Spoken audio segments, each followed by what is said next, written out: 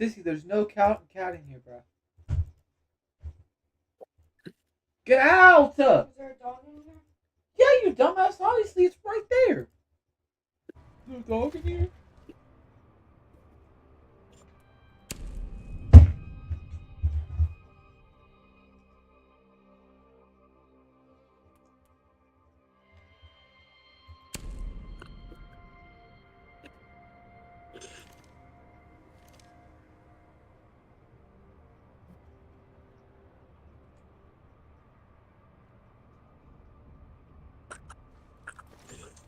6-7.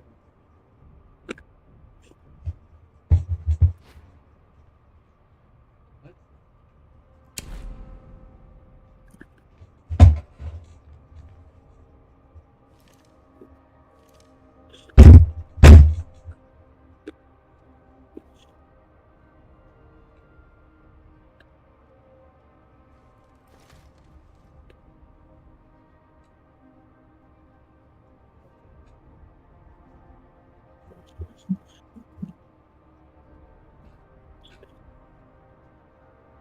Bow ride. So I have to wait. Oh, sure. I Oh. don't even know your name. You have your own food. Go, go, go, go, go, go. Slammed. Brothos eating food.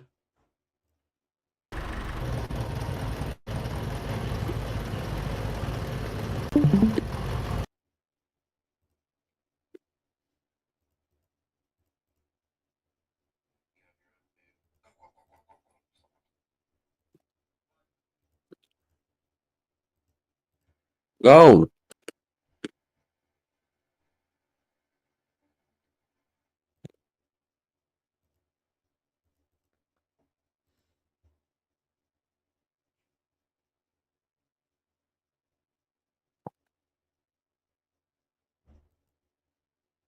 You literally have your own plate, fatty.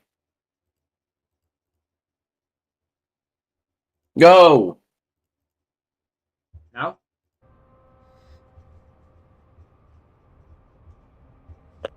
I don't even know your name.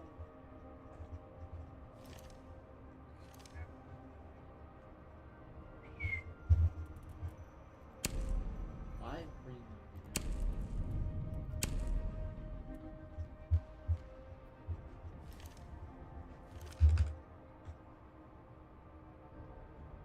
God.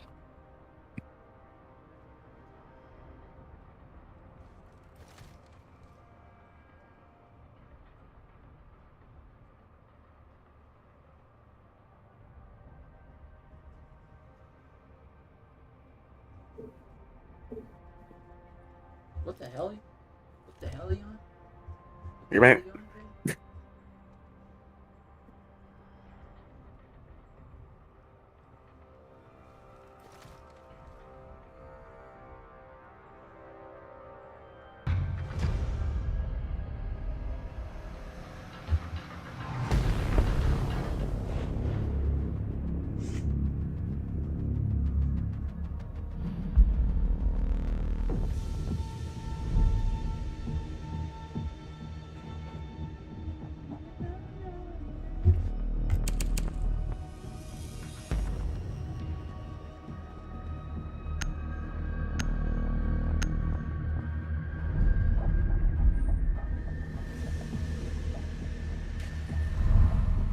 Six, 7.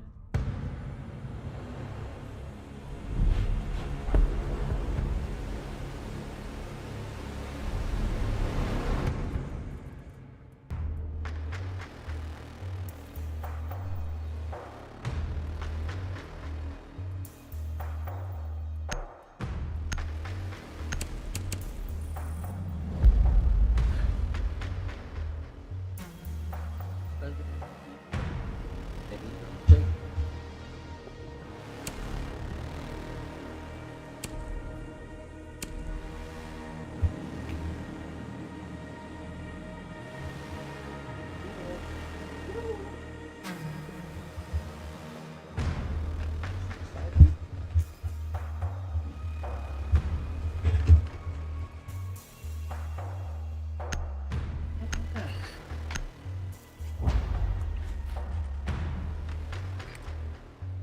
Shut my door. Need to use your drone to locate a bomb.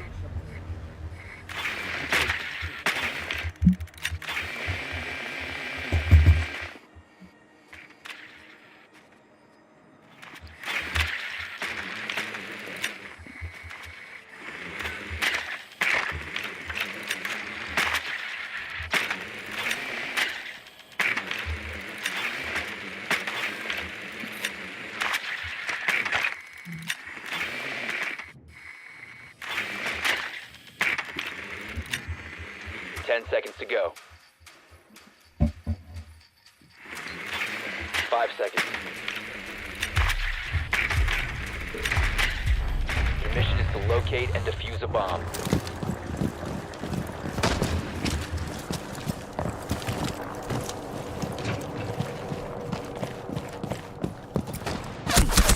Drop the diffuser. This guy's in, no? Bomb has been located. Hostile spotted. Alright. No. The diffuser has been secured.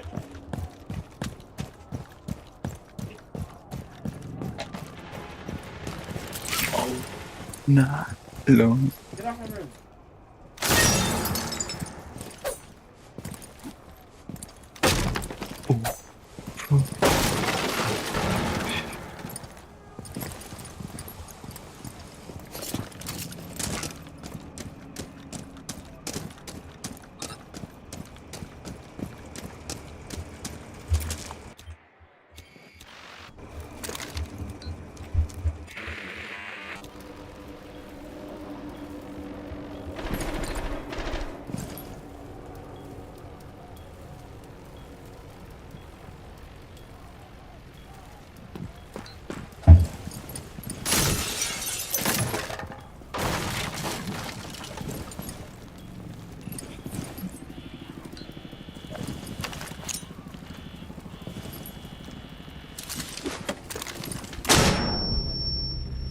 I don't even know your face.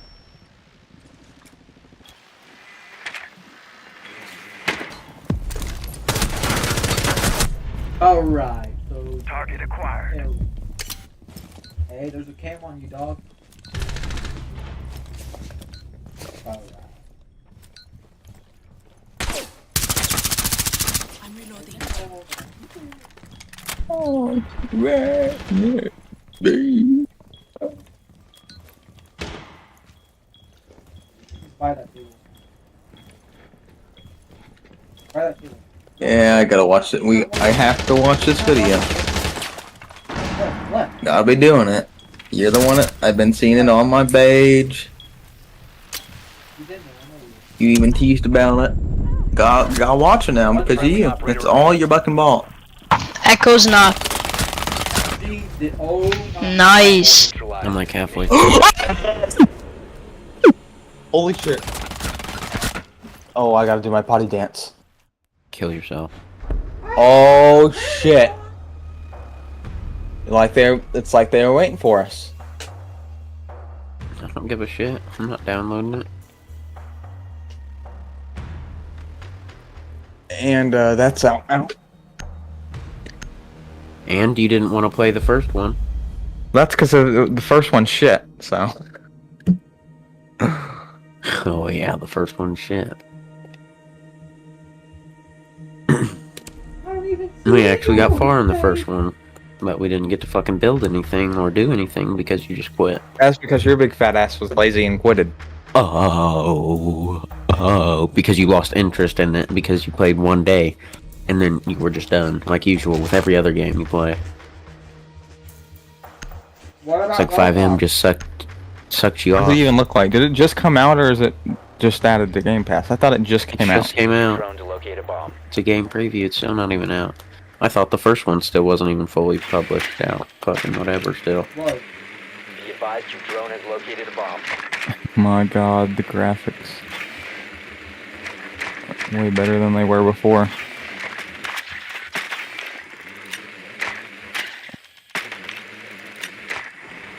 Great.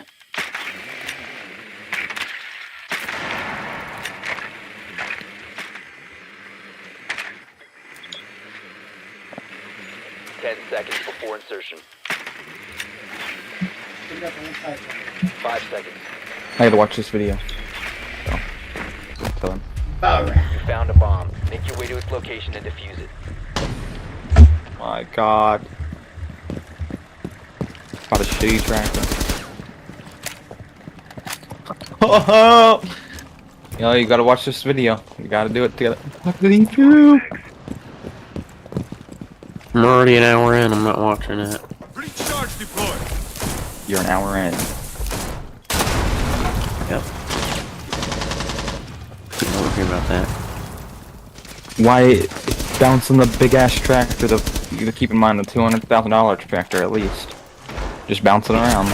And I like how he was like You won't hear starting from scratch when he literally has like fucking knows everybody in the goddamn world. Then just uses their shit.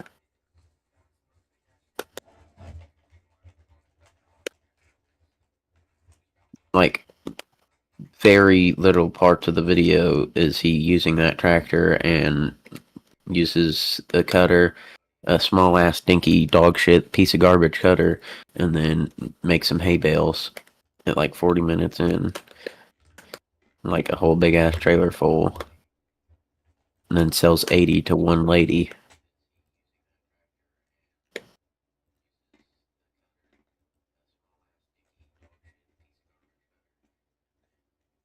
Okay, my Farming Simulator 2025 is done.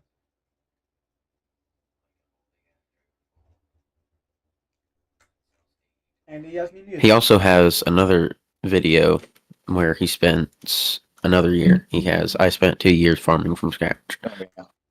You watched that one yet? No. Why would I watch that one when I still haven't finished the first one? No. You stupid nigger. I have it in the safekeepings in the filing cabinet though. You don't understand. 'Cause you don't Life's work better on it, when you your don't keep stuff is it. protected under our roof. Shut up. Now, after helping my brother farm for a few years, I decided to buy my own land and start farming. So I found an old 4020, Oh, yeah. and both the tractor and land. I already watched all this.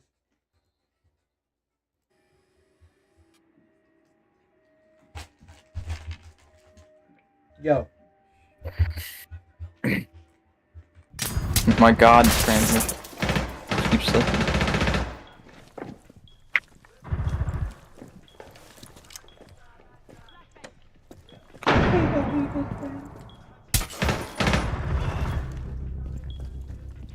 Seconds. 10 seconds left. The diffuser is no longer in your possession. Down to one friendly. Op 4 last stop standing. You've been eliminated. Why is that kid so bro?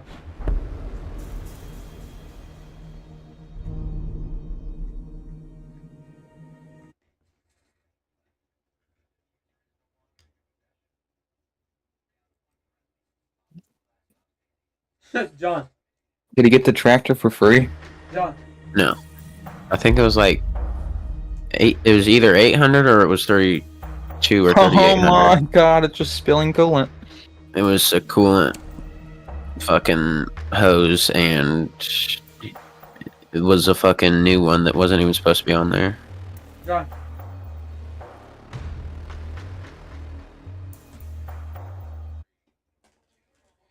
Guess he just had to do it. Oh my God.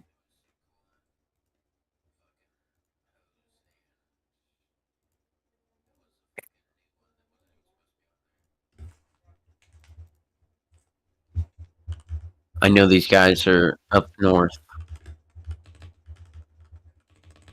Almost sounds Canadian. Gotta be from like Oregon. Or like North Dakota, South Dakota. Wisconsin, maybe.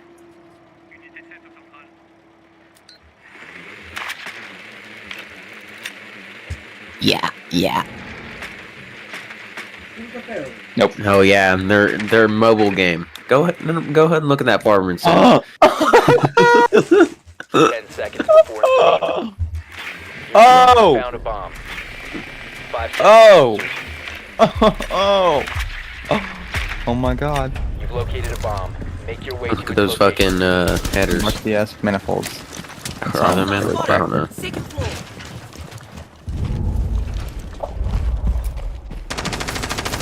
No, it's got a turbo because it's got the freaking top bottom ones, and then you got the top ones. This one goes to the turbo, and this goes back into the engine. Torches on!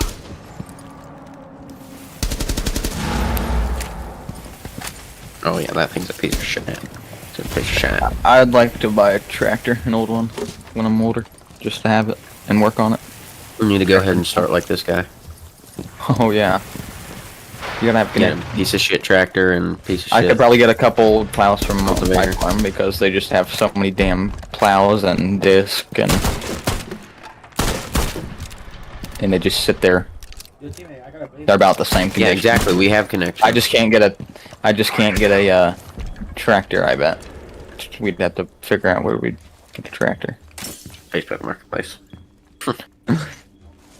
Out the military, we're gonna have $5 million Yeah, why you fucking with our American Express, American Oh. Get off in the corner. card. No.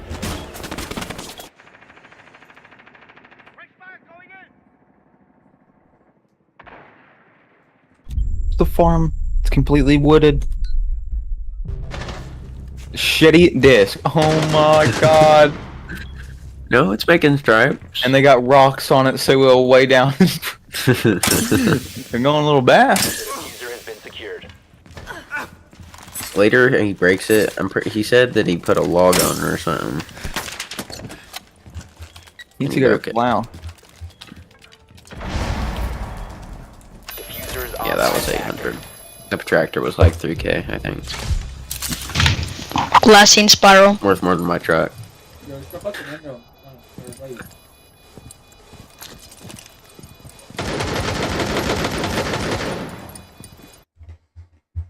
Yeah, he eventually burns down like all that brush and shit or grass, whatever the fuck's growing there.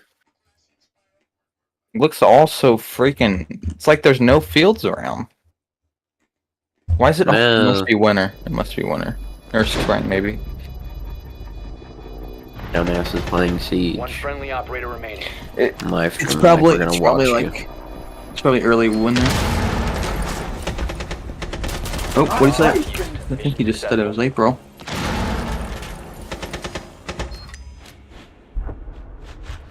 Oh shit. April, there's not one bite on them trees. Yeah, they're definitely up higher.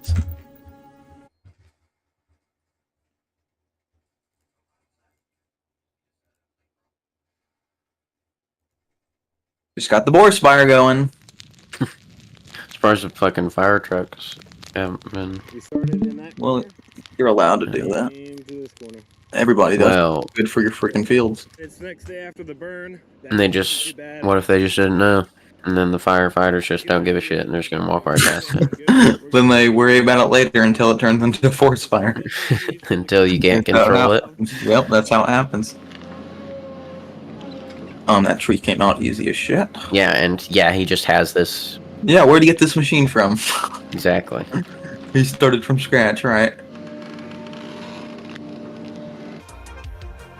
You found it at Home Depot. Maybe it's a Fuck it rental. up. Kind of looks like it might be. Getting all the brush piled up. But this is kind of the finished product. The slow back burn worked out really There was like no big trees in this For the wood first or in this 40, field. 20. We got He's some lucky. extra weight on that. I want those roots gone, or I want the little trees uprooted Better somehow. quote the char on I his think face. that this will do it. We have the extra weight going a heck of a lot deeper. We did a little test strip there, but the disc isn't great. I wish it was heavier, but we made it heavier and hopefully it doesn't break or anything. 2 days into actual clearing after the burn. I think it's going pretty good, and we're taking our time getting it 10 really, seconds to insertion. really clean. 5 seconds left.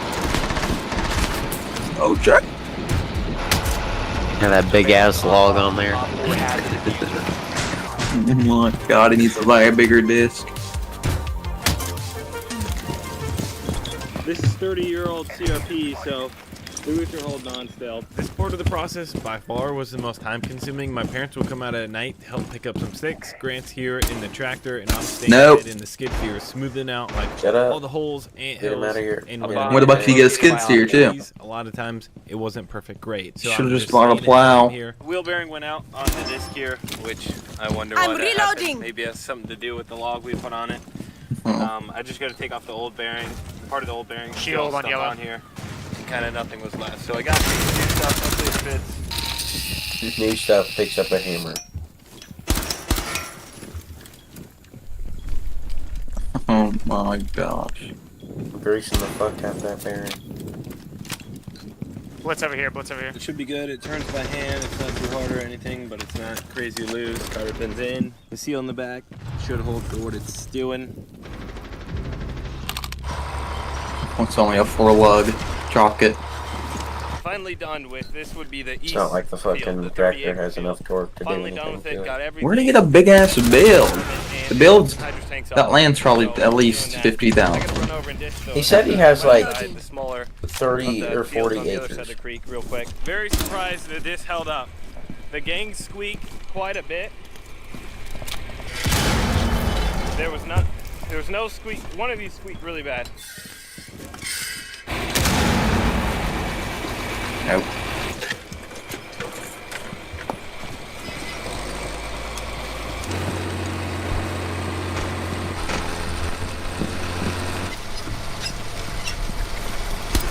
Swapping mates. And where the buck to get that? Exactly. Yep. That's $200,000 tractor starting from scratch and with a Plus the tractor, look what he's got going behind it. $175,000 slide dresser. I don't even know if this is his field. Got bomb. Using. He ain't planting anything either. I don't think. No, he's not. All that's doing is adding freaking nitrogen or whatever kind of fertilizer he's using into the dirt. Awesome to sit in a tractor and farm the long way versus going around. And we're able to go through the waterway here. And going through the Missouri crossing, it's a little tight. Maybe in the future, I might put in a crossing here. So that's tight. Oh, that's tight.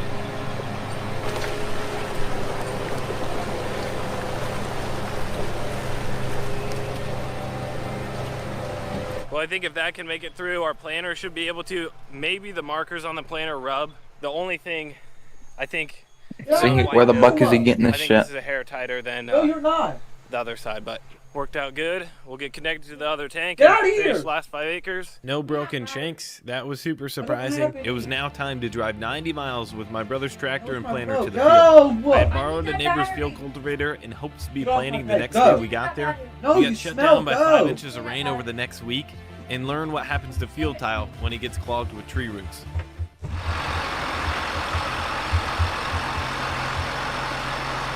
Go! Thankfully, I had my lovely assistant Josie here to help get the planter and tractor ready for the long trip down the road. While she was airing up tires, I was switching over from soybean back to corn plates, and we got everything greased, aired up, ready to go. Of course, we had to fuel up. It was going to be a 90-mile drive, and then she took the truck with the side-by-side, and she met me there Protect the to give bomb. me a ride home.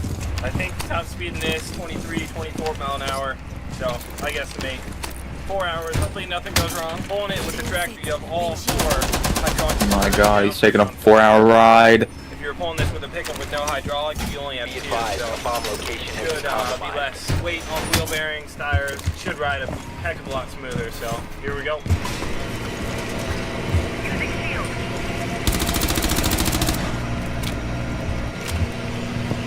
Yeah, by the way, this tractor has the automatic field shit. Today's just the drive up there. Oh, where scopes it out. Some rain this Nope. morning, 5 we did, seconds left. and then possibly rain. Oh my god, look at all them screens. Like 80 the day after that, 85. Bomb located He's by got the air conditioning.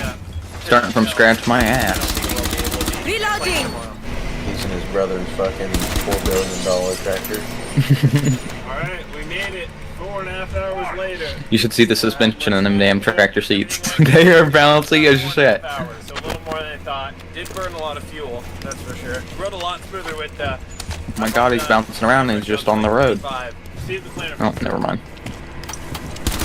Reload. Oh, he's gonna flying. He's gonna go flying. The planner is pretty dang big. Pretty wide. Nice and Wide load. Renting that cultivator. I think it's 20.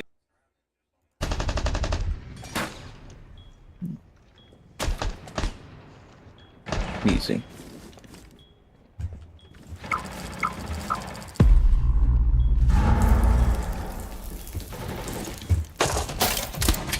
Just on the Someone field. exposed you.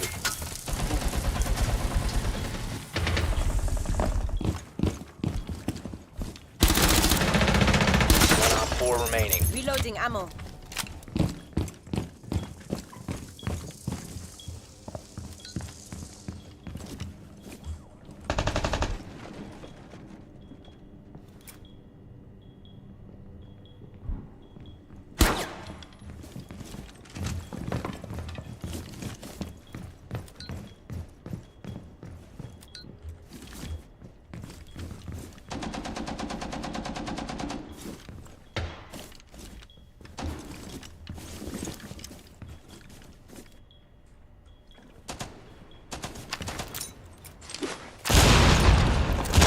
By the way, he has to fix a lot more of this.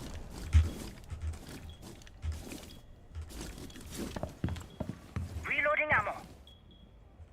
My god, taking the smallest scoops.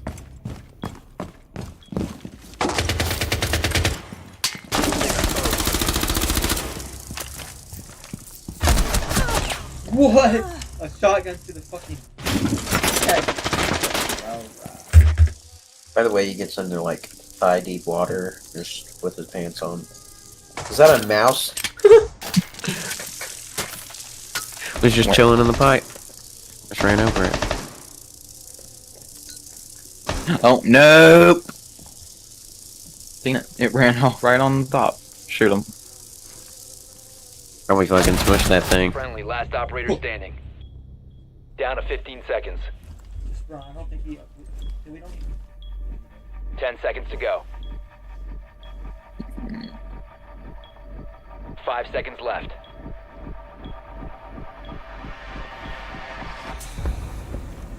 Time limit expired. Oh.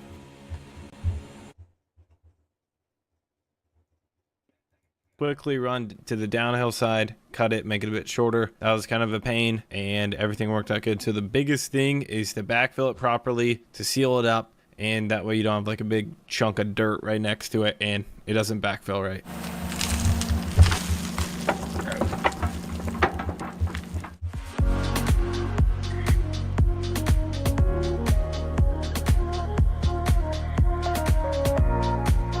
Once we patched the sinkhole and drove the tractor down, the next few days it rained a total of 4 inches, and we found a problem with the tile. You can see right here, water bubbling up, and I think it's a tile. I don't have a bunch of experience identifying this type of stuff. Waterway comes through here, neighbor's property. I know there's an 8-inch main. Most likely that would run at the lowest point, which would be the middle of the waterway. So My god, it's just flooded. the tile makes a turn, or there's something here that's backed up. All right, so we're gonna get muddy. This is above where I made the last tile repair. So guessing this is flowing, something's broken obviously. A bunch of water's flowing up where I put those flags, and then it flows down into the waterway, and there's a bunch of standing water. So we're gonna dig, figure out, hopefully everything works, and I brought my swim trunks in case I gotta go swimming. We're gonna have Grant run the excavator today. Go swimming. Nope. Now he wants to take big scoop. Oh my god. So at this point, we knew water couldn't go downstream, and as we were digging, water was filling up in the hole. That means the blockage is downstream, and we haven't yet confirmed that the 8-inch main I patched is the same one we're working on here. This could be a different tile. I'm new to the farm, don't know any of the tile history, don't have tile maps, so we kind of have to dig, hit the tile, find out what the heck's going on, and then go from there. So we're gonna be digging. It's got shit water in there. Nope. I hit it with the shovel. Yeah, I think we're filling up, aren't we?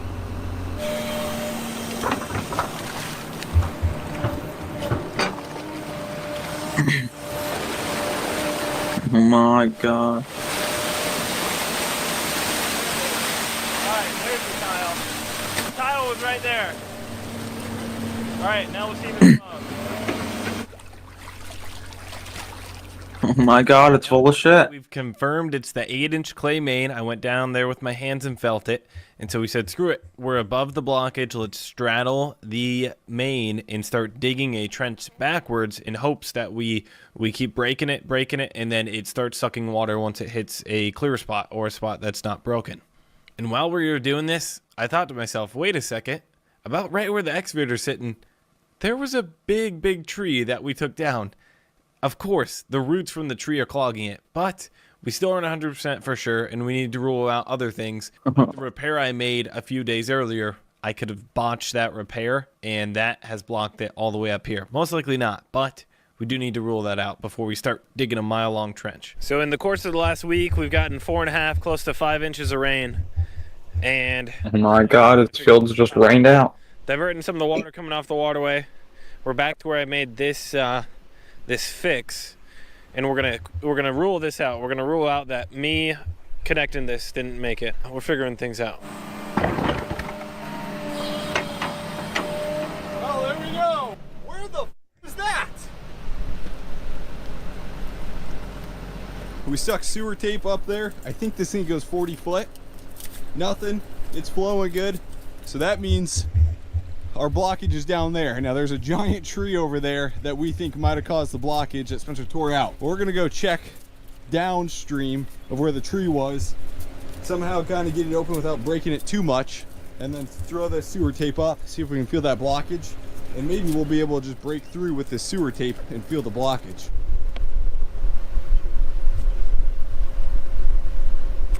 All right, so there's a bunch of, I mean, that root right there we found going through the crack, so that's a big root. We're standing on where the big old tree was.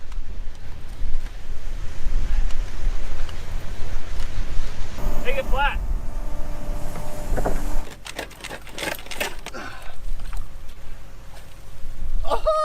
Nope.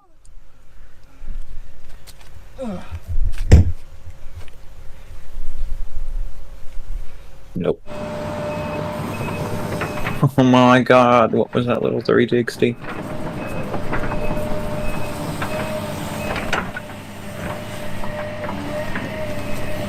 What's he doing?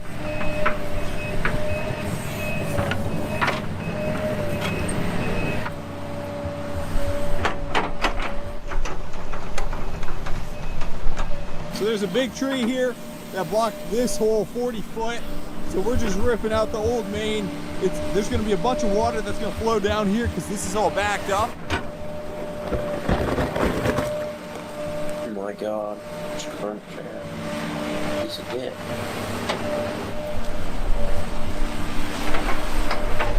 Big ass I'm gonna logs. slowly let this down. Hopefully we get this all drained down with water, and then get it. You just got a mini lake.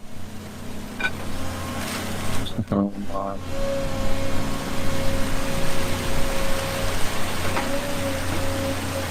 Actually a river. It's actually a stream. Right. It's actually a body of water. Why is he excavating right? This guy's a shitty excavator. Oh, before I incubate you. Oh. Fucking shit ton. Why do you get so My much? God.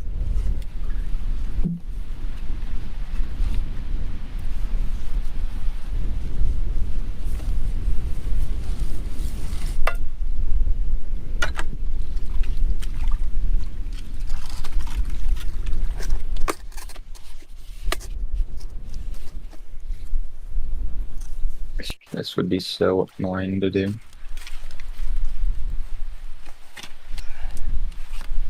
And clay pipes are so stupid. How does the water not just leak the shit out? Does it go inside each other? We want to make sure it's still Oh, flowing. they go inside each other? Still flowing over here. Yeah. I thought they literally just make them touch each other. Now that both connections are made, water's flowing good, no blockage, no roots in the system anymore. We literally God, look at all trenched them out rocks. the whole section that had roots in it. And once we get this done and backfilled, I gotta go make 3 more connections and patch those.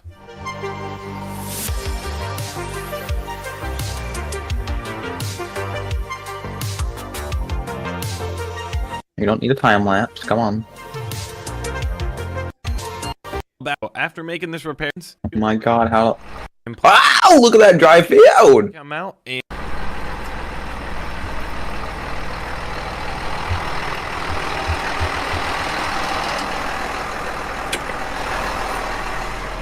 all right, everything's going good. This is technically the second pass on the CRP area, and then we're doing 1 pass on the soybean, and it's breaking up pretty good. I mean, it's still clumps, but that 5 inches of rain we got, I think, helped break it down. Once we get done here, we'll finish the 5 acres, then the 12 on the other side. If you remember, that was all water about 5-6 days ago.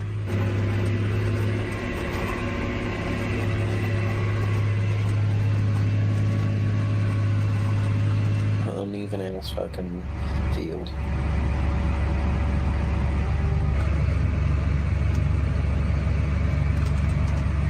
Now we're on the other side of the creek. Just got done over there. This is like 10, 12-ish acres. How big's this build? Oh my God. This spot here is by far the worst grass. Came back a lot quicker. What is it growing? Wheat? Oh no, hay or grass. Now we're planting. Yeah. We're about halfway done with the 30 acres. We're jumping in and out, making sure everything's I know right. All the grass is the easiest without equipment, but you know he has all them connections. He should have just done wheat or something. He obviously can't get a harvester, but so I guarantee his little brother or dad does. Yeah, but he's starting from scratch. Yeah, and currently has a $100,000 seeder hooked up. He's renting it from his brother. Oh yeah, renting it. We're out of seed. I think it was row 2 or 3. Got it all filled up with seed. Should be good. 18 acres done, 30 total, so 12-ish left. Oh my God, he got it dirty as shit.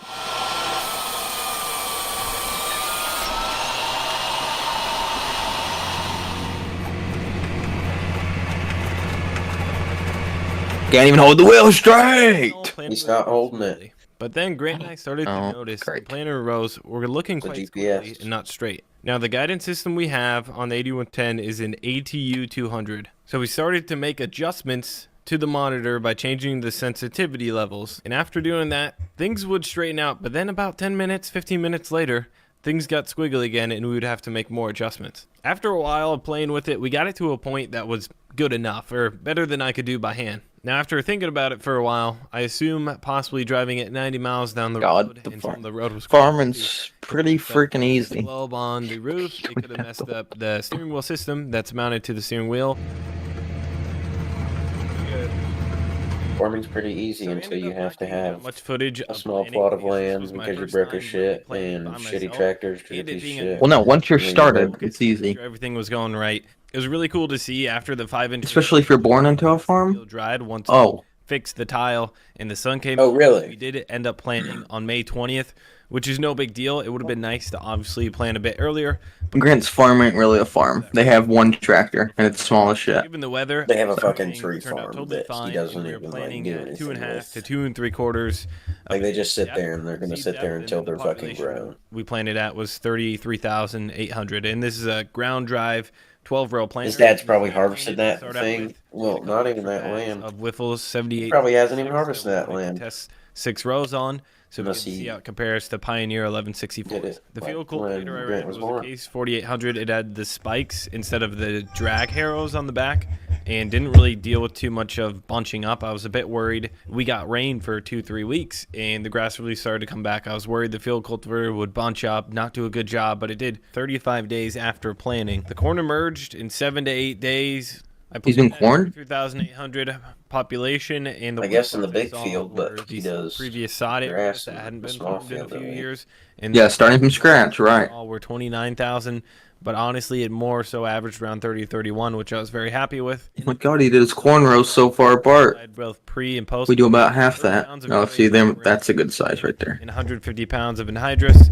With the planned top dressing of urea would put us up to 225 pounds of nitrogen. All in all, planting went really good. The corn's growing. Some spots are rougher than others, but we got a bunch of rain today, and hopefully we get out of this, drier weather. There's 5 acres of overgrown grass that needs cut and baled up, and I'll show the whole process from mowing it to making a square bale, and then at the end we're gonna Oh my god, he's got the smallest cutter. how much we spent on equipment and see where we stand.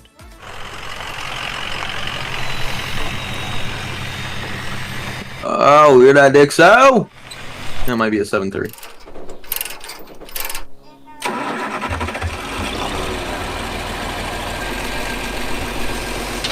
Get the shitty tractor out again.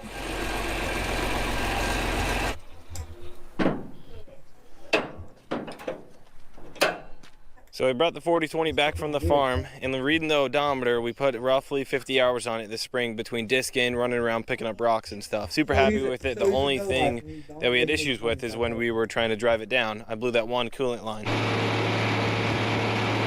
He just keeps driving it. The reason I brought the 4020 back is back there's about 6 acres of hay that thinking I might be making them square. About 6, 7. I bought a sickle mower online at an auction, and I'm gonna pick that up tomorrow. It's about a 7 Look at foot this long, piece of shit. 8 foot. It's a John Deere number 9, so hopefully everything works on it. Paid $300 for it. And one of the main reasons I bought the 4020, one, I knew I would need it right away this spring for that farm to disc it up and get it ready, but then also it's super easy to trailer, and we don't need like a big gooseneck or anything. And according to online, it weighs 8,500 pounds at 1,000 for the front loader, 1,500 for the loader in the front and the bucket. It kind of felt like it was the skid steer back there. Oh, a skid steer. That piece of shit. Oh.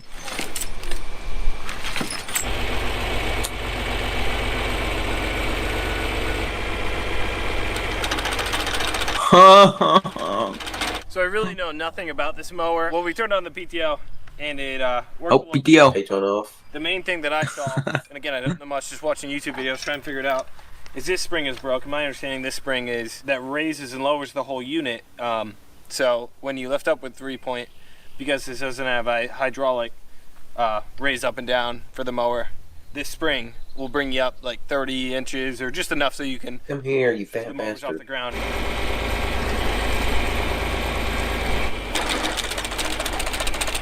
Oh my gosh. Chalk it. This is gonna take ages.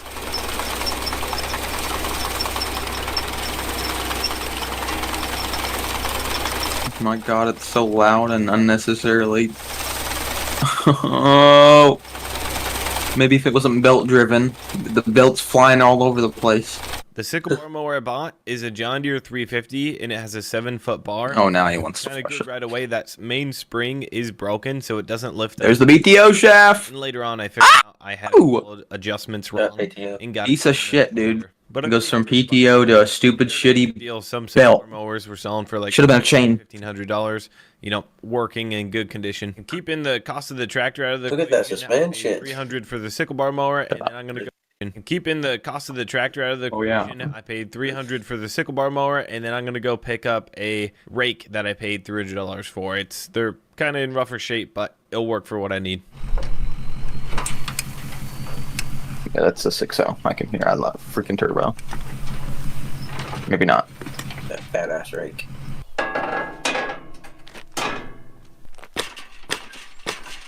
Oh my god.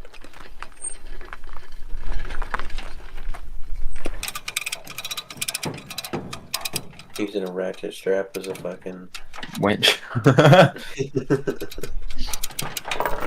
what we should have done. So this is a new idea hay rake, I'm guessing. Oh yeah, for that kind of heavy.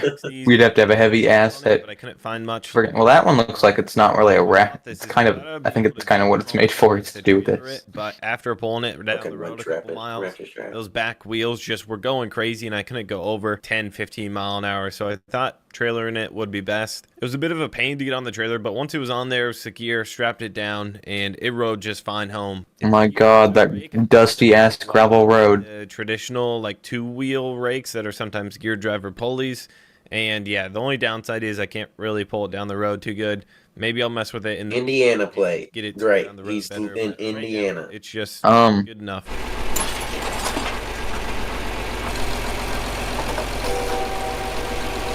Ask Patty if he knows this guy. Oh yeah. She don't know anybody. She doesn't talk. She's not in the farm at all. Yeah, because she's a brokey. I don't know Oh why my. she's the one who recruits people. She has her home business to recruit children. Shut up. And he just missed some. Oh my god, the thing's shitty. It doesn't even hit everything.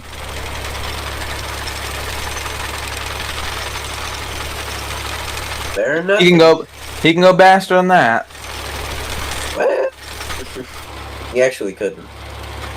But once he fixed it, And it broke. it's broke. Once he fixes it, So with this being my first time ever around a sickle bar, I thought the best way to figure things out is just to run it. And that was pretty painful, and I had to stop a lot of times. The biggest issue I found out later on, I didn't have a hitch pin in the hitch that then lowers and raises the end of the sickle bar.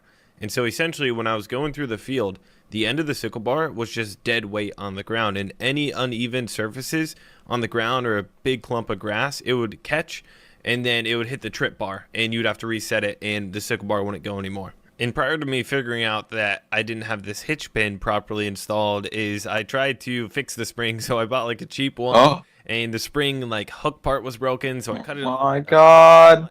Tried to weld it on. That broke in a couple minutes, so that didn't work. Coupled with the bar always tripping, the sickle sections themselves weren't too sharp, and the whole thing was quite dull, so it didn't cut very good. So I got off the tractor about 100 times by resetting the trip lever and then also just shutting off the PTO and unclogging the bar. And so there's 3 acres that you're seeing right now up top, then there's roughly another 2 on the bottom.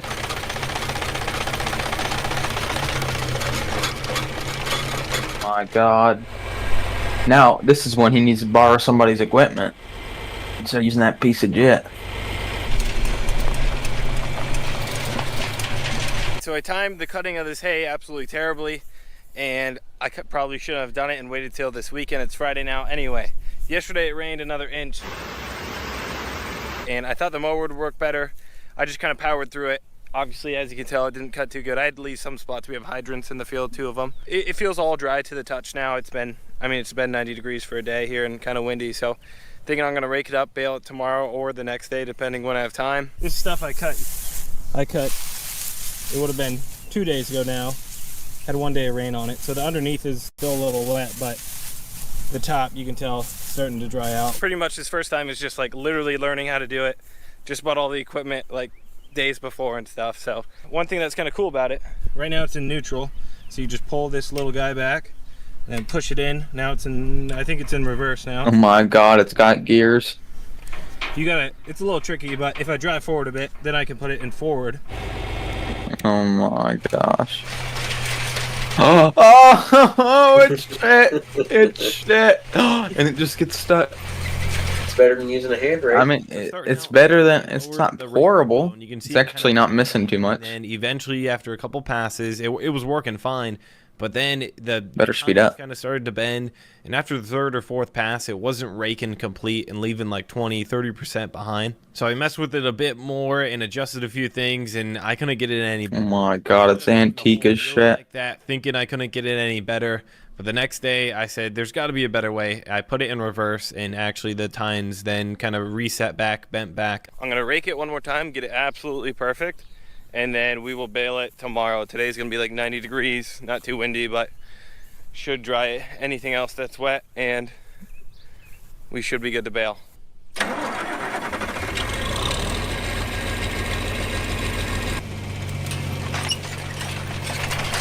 Making a freaking mess. I need to see this shitty baler. I need to know if it's like the one borrowed from some, or we didn't borrow it. I think it's just literally some guy give it to them. Literally just has like one tube coming out and it just pushes them. I think that's like it. It makes this big. Well, it doesn't even poop them out. He just grabs it and then puts it on the Yep. cover. That's how the one that I helped to load up was. Better before, it was picking up like. I had to stand and wait for the bells to get ready to dispense, and I had to go put them stacked in the certain order. Worked way better. I wish I would have just done that from the beginning. So in between moments, This looks like one long turd when they're both in the. John Deere. It's not. It wasn't a John Deere, but it looks like pretty close to that. 70s, and I believe they're the models after 24, the John Deere 24. Yeah, I'm pretty sure that's very close. Brought it home, and one of the first things I did on it is I had some time and I just replaced the jack on it. The one before just seemed weird, and I didn't like messing with it. It seemed kind of dangerous, honestly. So just went to Tractor Supply, grabbed one off the shelf, and welded up the little bracket for it. So I did end up paying $3,600 for it, which is more than what I wanted to. But after doing some research and looking online, it sounded like if you're gonna spend any money on a hay operation, spend it on the baler. So I ended up kind of splurging a little bit on the square baler, but it was nice. I was able to Oh, he's getting pissy. gentleman, and he showed me how it worked, and I just went through the dealer prior and replaced a few parts on it. So that was nice, and it did end up working good for me. And after raking the hay, I was Yep, there it is. But then all of a sudden, Oh my god, look at this stupid little fucking and it looked like it was rocket. gonna on it. The next day, The what? that was Oh. nice, and it did end up show for me. Great. And after raking the hay, No. It's loud as shit too. It makes like big. gonna bend Boom. but then all of a sudden a Jink, pop-up jink, thunderstorm jink. showed up, and it looked like it was gonna downpour in an hour. So I was like, hey, let's hook with the baler. So I had my dad come out, and we just hurried and baled it, and it ended up not raining, but it did rain like a mile north of us. How does it even But get it was stressful, and we were just running as fucking fast as we can. strap-ons? Probably not the best situation to be in. how does it get Grab wrapped? one. It's just some twine. I don't know when exactly it does it. Pretty damn good. Yeah, so he has this trailer like I think this might be the twine, or right here. Maybe. I know it's like Look at his full trailer. I don't know if he does multiple loads. I would doubt it, but he said, or it sounded like he sold over like 100 bales, which just like doesn't look possible, especially with the small ass field he's got. Oh my god, he's not stacked them right. He's a newbie. This guy doesn't know what he's doing. Them hay bales are gonna ball the buck out. Oh my god, what is this little arm? I don't think ours had that. Not the best stacking. Yeah, I can tell. He's literally, I think he's just putting them in a row. You gotta do like one forwards, one sideways, one side or forward. It's a different pattern every time. Oh my god, what is that hand? Yeah, here's the twine. Just wraps it. He's just stroking it, What dude. is this hand? That twine, this machine's satisfying his butt.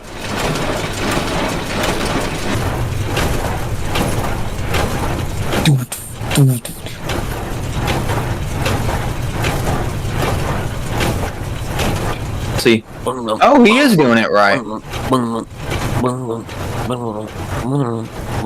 Maybe he got fixed it because it didn't look like he was doing this earlier. Them bells are heavier than they freaking look, too. And that's how you get your fingers calloused. Them twines on them are like, That's why he's wearing them. I'd be wearing twines some are thick sharp. ass glove. them twines are like razor blades. Okay, maybe he Literally. does get like 100 bales. I mean, holy shit. It's like what, 5 rows high? My god.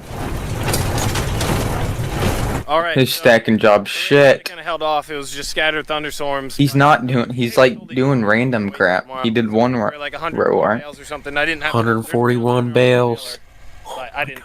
It wasn't connected. Only 3 acres? We're stacking bales and stuff. I kind of screwed up. I think the first layers I was pushing too hard in, and then I think having the back on the wagon when we were going down some of the hills. Anyway, it started to lean forward at the. How about we just do this now? a little more Save up a difficult little than money. it needed to be. So anyway. Oh yeah, so where the hell are we gonna and a tractor for 3,000? too. Where I'm at, there's a lot of people with horses. We're gonna have to find a hayfield. acreages with livestock, but I've sold. Just tell your grandma to get a loan. Actually, know what? Your dad's got the money. He can do it. We can do I it. gotta count it, but I think Yep. we got about 80. Let's get a loan out of him. Sell it all at once, just the lady. And then down the road, so- we spend about $10,000 for everything. So, Well, I only gotta go a couple months. no, we'll spend like 50 counting the land. We'll just buy everything off this guy. Off his old shit. 40,000. And then hear that turbo?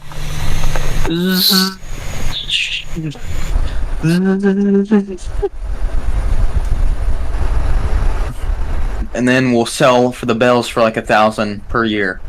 Hey, Rex, Take us one 50 thing years to make profit. This is my brother. He bought it last year. We're not selling per year. We're gonna have fucking We're at- billion bales. Game American Farming. So it's kind of cool. We put like iPads on it, and kids could come up and play the No, he's working on. his So little we're There he farming goes. and it came in handy. All this my down the God. road a few miles. Turbo's loud as shit. So the total comes out to 141 bales, and I sold them at $5 a bale, and that's because about 60-70% of them were pretty small. 5 times what? The bale. 141. Yep. It's gotta be Oh my god, we're How much pulling is it? out the calculator. You think I'm gonna do that in my head? 705. And he spent way more on a machine. Well, that's like paying for the cutter and They got some rain on it, but whatever other. I let it dry. not the Beller. The Beller Rake. was No, 3,000. not the baler. The cutter and That was my the idea. rake. Price it kind of low. It looks like really what I should Sure. price a normal. But now he's got to do it for 3 more years. $8 Well, no, I don't know how many. I see. I don't know how many times you can cut a year. Bale comes out to be $705. Probably 3 or 4. I spent 5. I spent $350 on the rake, 3 or 4 or 5. $5 on the sickle mower, What? I'm sure the wheat grows every 2 $30.50 months. on Maybe 3. square baler, Wheat. $8,500 on the truck. Not wheat. It'll be Hey. interesting if I can get 2 cuts. It's grass. This or probably just one, Hey. but this Enough is Hey. probably like for anything anyway, and thought Probably 2 or 3 2 times. do months. this and I haven't mowed. It's about 1.5, 2 acres down below, so I mean, there shit. should be some Just a week some of not acres mowing is kind of six fucking foot wider. it's mowed. We're gonna probably do that next Well, week. It's gonna rain once it gets past that height, it anyway, takes a while. over the summer, see how many bales we can make, and Well, you don't really notice considering the Yeah, fact that ground that you wasn't have to really used for consistently mow it anyway. all right. So there's a lot of things not perfect about this sickle bar, which is fine. It still cuts and everything, but Well, we'll see how many does I it. did- How many times he does it this 3 year. acres was- This was This one. part kind of you got a know, replacement. got there. me So off this watching is it because he bad. just welds And I for like think 20 overall, minutes straight in here, just- and shit. Where's he welding? So in hindsight, the sections I need are off. There's just one bolt. You Something was wrong with the tractor. and then once you grind, actually don't My God, And is then he he replacing all the welded a grids? plate. or all out those, but it doesn't like easier. Just a few times does it trip on really uneven ground. Oh yeah, I'm pretty sure he still has the other 2 acres or whatever. All right, so Or there's 5, a whatever it smash was. of about 2.5 acres down below. So up there is the 3 acres in the shed, and then down here is used to be pretty big brush last year. This hillside. Oh my God, not the military truck. Oh my god. This hillside was like pretty thick stuff. I'll finish all this. So it all is kind of growing up. Some of it's weeds, some of it's not the best stuff, but a lot of it's this whatever grass you call it, maybe brome. I don't know much about grass, but anyway, this is what we're gonna cut. We won't go that high up the hill. Just kind of cut it down where we drive down. And here, there's the Why does he got logs And on he the has a front? tractor full of logs. Maybe it's like weights holding them. I wouldn't be It might surprised. be. And probably what it is.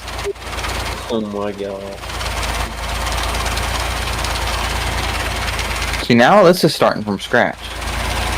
Not that other field. I he's don't know doing. what he Right. did with the cornfield or whatever, what that was part of. I don't even know if that was part of this. is it cut so bad I had to get it. I felt like I had to get it really low to the ground, and then that caused it to hit, rough spots, and then it would trip. So maybe now that it's gonna cut better, I can go faster, as long as the ground's not too rough, and then I can go higher, so then it won't trip as much. So we'll see. And then also I've been going like 1200 RPM, stuff online, some people say like all the way down. I see 800 RPM, and then I see like 2,500 RPM. So we're gonna try different speeds, see how that goes.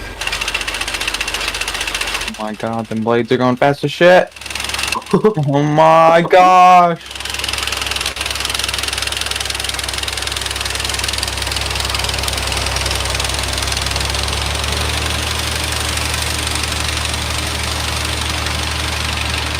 Not even going fast enough. Oh, he's rolling coal. He's rolling coal. Shut up, that's more than Rats ever has. Nope. All right, that worked awesome. Third gear, like 1,500 RPM. So Oh my God. much faster. I think It's rolling it's coal. better than Shit. what I was doing before. Get idle. This stuff has a lot of thistles in it. Probably whatever I bale here, I'll probably just put it on the burn pile. There's half of it's gonna be weedy thistles.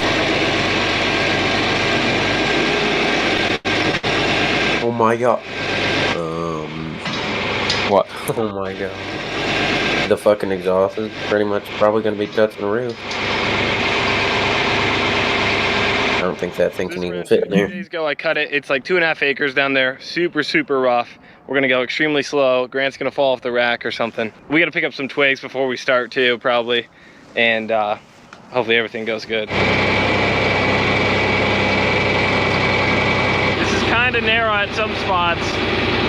Hopefully that tire clears. That's probably a little too steep.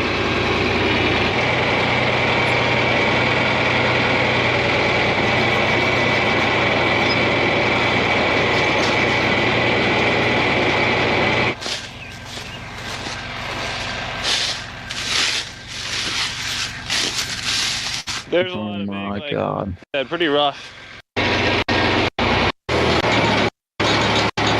Yeah, look at that arm! Scoop, scoop, scoop, scoop.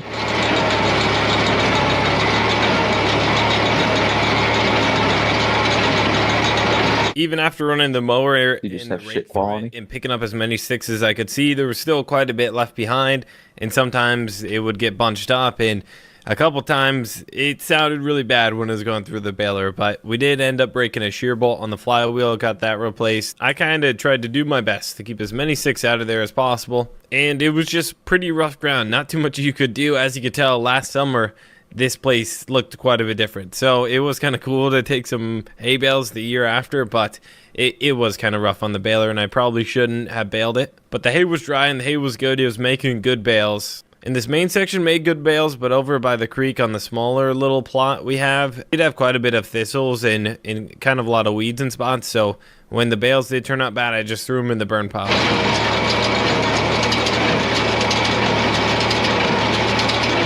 Oh my god, his back. He's soaked. Those bales look green as shit.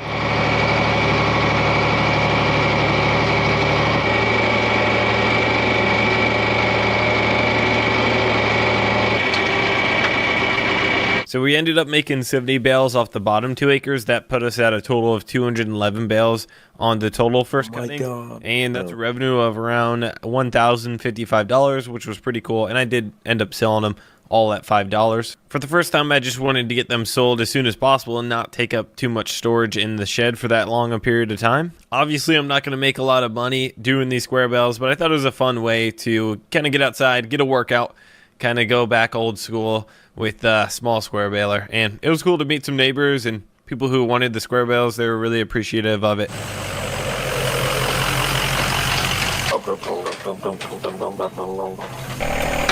Get up. So where'd the buck to get a bush hog at? Can you guess what he does with this? Oh my god, he's backing up. Happens soon.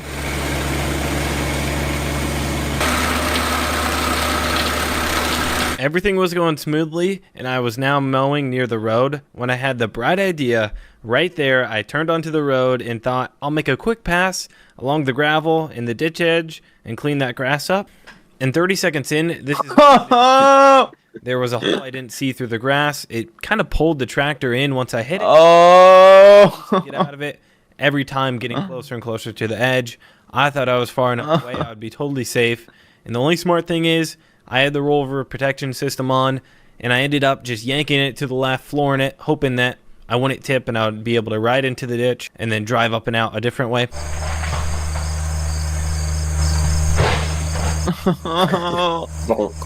Clanker. And this is what the ditch looked like. As you can tell, I didn't Yep, make it nobody's far down the road by the nobody's loaning him equipment no more. angled ditch. But I wanted to include this segment of me being an idiot to remind people not to be an idiot like me and be a bit safer on tractors. And also, this is a reminder to always put up the rollover protection system on whatever piece of equipment you have. Whether you're in a small tractor, big tractor, or just a zero-turn mower, it's probably smart to have it up, even if you think it's never going to happen. Because honestly, I was so far away from this ditch in my mind that this was never going to happen. And you could kind of justify not having it up, but it's good I did. I got the tractor flipped over thanks to a neighbor's help, and now the engine wouldn't turn over, and it was hydrolocked because it was on its side for a little too long, and oil got into the cylinders, and it was... Oh my god. Try and start it right away, which... Looking at it now online, I guess you're supposed to let them sit for a day or two. Hopefully the oil drains down and you don't have any issues of hydrolocking. And I pulled the valve cover off now because it wouldn't start after letting it sit for a day. What I'm going to do now, I think, is drain all the oil out of the engine. Here are the glow plugs. I'm going to drain all the oil. I brought a little portable shot vac, suck out as much oil as I can, and then hand crank it with the glow plugs cracked. Try and get all the oil out of the top of the engine, refill it with oil, and see if it'll start. Whose tractor is this? They're gonna be pissed.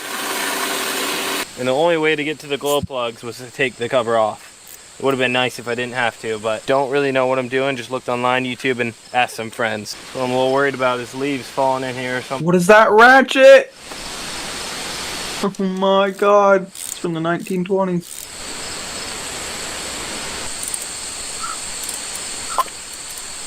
Nope. Alright, there we go. We're getting oil out. Nope. No. It's just squirting. Oh my god. There we go. POV me and your mom. That's all you anyway. You can have that. What, you want it? Nope. Yep. Oh my god.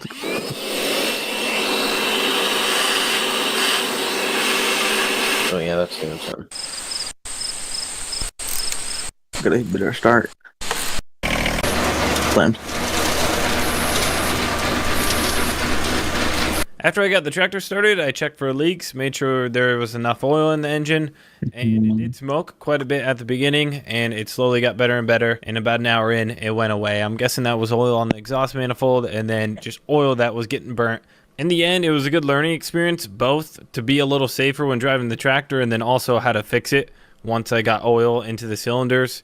And I got everything mowed and finished up and ready for harvest. So I just wanted to mow the grass along where we're going to drive in and just kind of clean things up and maintain it. And before the whole tractor flipping fiasco, I had some guys come out with their drone, and we ended up... Oh my god. And Yeah, look at the size of this drone. When it was starting to tassel. Oh my god. Thing's Just fucking massive. I mean, it's probably better than a sprayer that costs $500,000. I feel like it's like not doing. It's definitely not going to do as good as a job. It's just going all over the place.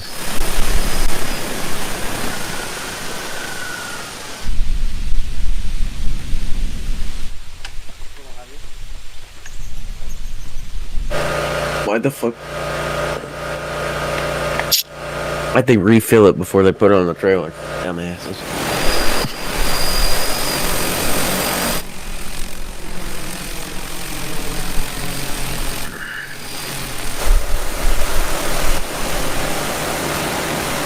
Oh my god, it might as well be a helicopter.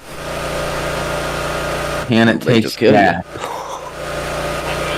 My god, it's an electric drone. I mean, a gas-powered drone. What, you think Literally. electric's gonna fucking pick that whole thing up? Might as well be a helicopter. He's got 2 blades on each fucking thing.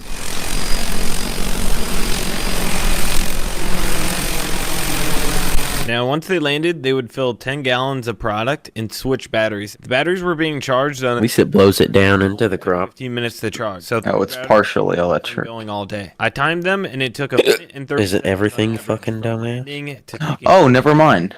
the generator and They're filling it with freaking the fertilizer shit.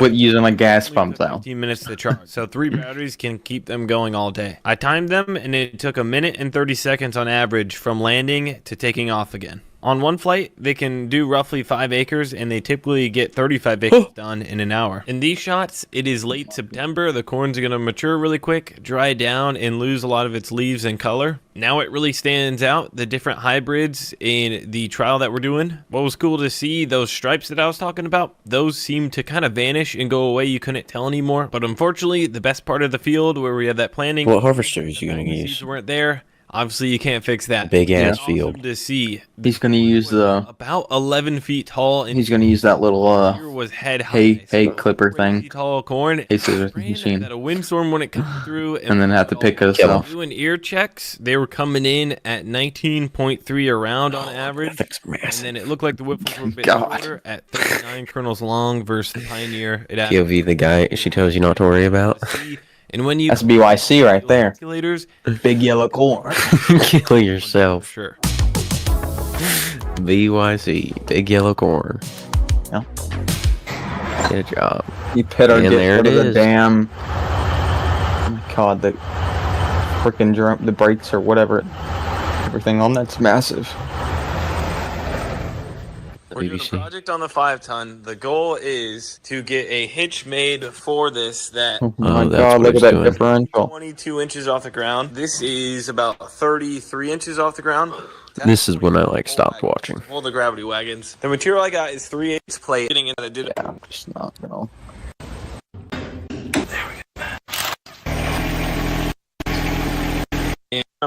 this I'll probably put. Then it's gonna. It's everywhere. Only have. I mean, with this before. Oh my god, this just spends 20 minutes on it.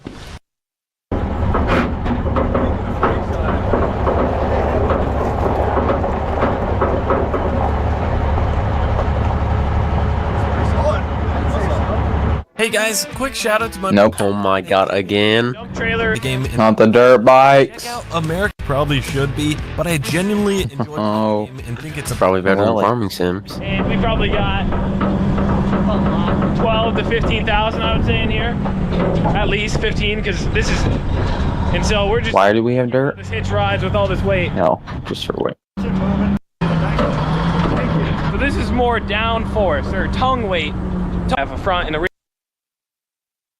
You better hurry up and go ahead and start harvesting. And now it's time to haul Grant's combine. Oh my to my god. Yep, just a He's using $300,000 some big ass fucking trailer. Oversized load. Oh my god, he's Oh my snapping the God. wood. How are the cones? Cones were good. No problem whatsoever. Power lines and bridges you cleared perfectly. Yeah, plenty of clearance. No problems at all. Oh, I thought I thought the trailer was broke. That's right. We're good. We're good. What do you think that is? Paperwork. It's definitely a Peterbilt. By the How time would you we got know? the combine hauled up, As you can just tell by the way they look. Oh, you can just tell, Peterbilt can't or- you? buzzing sound in the combine. That's a sensor that's broken, and we couldn't figure it out. You ain't never even seen a Kentwood. Oh! I ain't seen a Peterbilt either. Just got back with the first load. We filled the wagon like half full. Oh my god, where do you get all this machinery? The end row's here, so I can get turned around. Grant right The now end is words. running on Gary's, the Get a neighbor, job. who's running the grain cart. The N-words. Runway here for Oh my god, Spencer's that farm. We're gonna go that harvester's so the small. fence line between Spencer's Or the header on it. and technically my new farm now. First time we got equipment on it. We are rolling with Gary. He's got his 4640 and then a 650 bushel cart there. It's working good. Are you supposed to tell if it's full? Oh my god. You'll start seeing it. Oh, the harvester or the The fucking trailer? trailer. It's got windows for one. Why and does two, he you'll have start being headphones sick. on? It's too loud. Tell him to get a job, dude. Oh my god, why do they got such a little head on the harvester? Look at all that What? chaff coming out, there's barely any chaff. Why can't you? That is not full! Oh my god, that's 3/4. Learn how to spell. You should be able to spell. You're going to first grade. Man, I love his setup. The 4640 and the 650 demo, it's about like a perfect combination. Shut him up. For harvesting. It's gotta be a perfect combination. It's a perfect combination. You're like, Oh, yeah?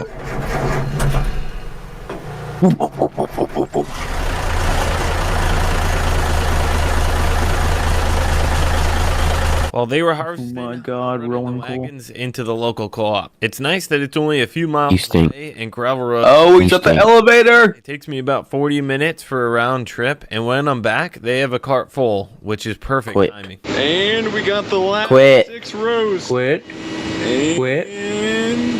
Quit. Finished. there we go. She is done. She is done. Now we're heading to Spencer's. I think the game plan is I don't know where all- C-K-E-Y. Art, which is actually M-O-U-S-E. I don't know where all where's all the damn kernel, like, where's the cob of the corn go? I don't know. He probably eats it. Oh. Yeah. As he's picking it up, he eats the cob and it's fat as shit. I don't know. Probably gets suspended into the ground. Back on the ground. I agree. Or it stays in the harvester. Come on. No, I don't think so. Get out! Probably gets shot out the shaft. God, that's only a 6-rower. Small. I think our farm has a 16-row corner header. Get out. Maybe it's 12. Get out. Look at all that shaft! Get out. G-E-T-O-U-T. Get out. Look at all that shaft! Oh, all the shaft!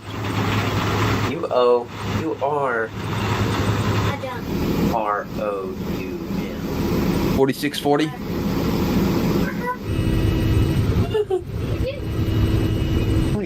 Crap. Here we are opening up the 30-acre piece, and I can't imagine how Grant combined for days on end with the buzzer going off like that. I got so annoyed right away, I scrolled on forums until I saw how to get it turned off later on. The sun was going down when we were finishing the end row, so we quickly filled up Grant to take one more load in.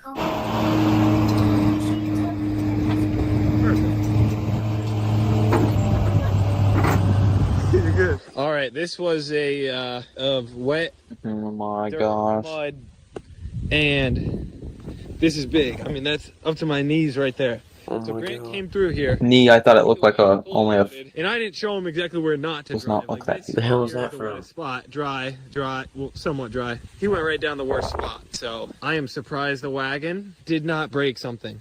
The amount of force that was getting pulled through here and here. I mean, the 6x6. He better tell us how much the corn sells for. And now we're on to mine, and I think I got about. He said that it sold for like 33K or 32K, 43. 31K Do here.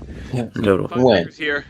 But like at the beginning of the fucking video. I like the trees, and then When you all the planted trees it. here. But in the middle, it was yielding pretty good. Did I all don't the animals care. on the 30 acres and haven't touched God, farmers are rich. the, like 11 acres. We got some deer. You got 33K from one field. Corn A. Shot out the back of the combine. Get him gone. Alright, I might have spilled a little bit of corn. No corn goes to waste. That's right. Sacrifice the hat. It's good enough. They really are wasting all that A time. little for the squirrels. I'm glad we did that. Okay, so your first farm harvesting, what are you thinking so far? But probably farm average will come in around like 180, 190 with the end rows and everything combined. And I'm excited over there. There's the end rows should all be good over there. So if we section that off, that'll be a good representation. Hopefully the combine doesn't plug up a bunch. We'll go slow, and then we have all the time in the world today and finish tomorrow. Grant earlier mentioned the corn head roller in one row was acting up a few days earlier when taking out my end rows. Well, that went away when we were in Gary's corn, and his being drier, there weren't any issues until we switched to mine. With my stuff not being as dried down and the stalks being so tough, the worn out roller started to really struggle and bunch up. To keep the combine moving and not stopping every 10 feet, we increased the header speed, which unfortunately causes a little bit more header loss, and then just slowed down the ground speed of the combine. So it seemed like those were the best two combinations to keep it from bunching up the least amount as possible. And when lifting the header up, you can see how worn out those roller fins are. But I can't complain, we're still moving and yields are better than expected. All right, we are on the far east next to the railroad tracks here, and we're getting off the end rows. And then right now I'm in Pioneer, and the one we just did to the left is Whiffle, so we'll be able to see. We think we dialed in the yield monitor just about perfect. This next load should be accurate down the middle of the field, and we'll see what it yields.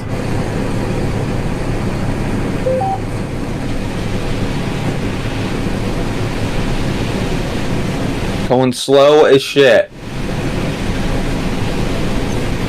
There goes that shaft!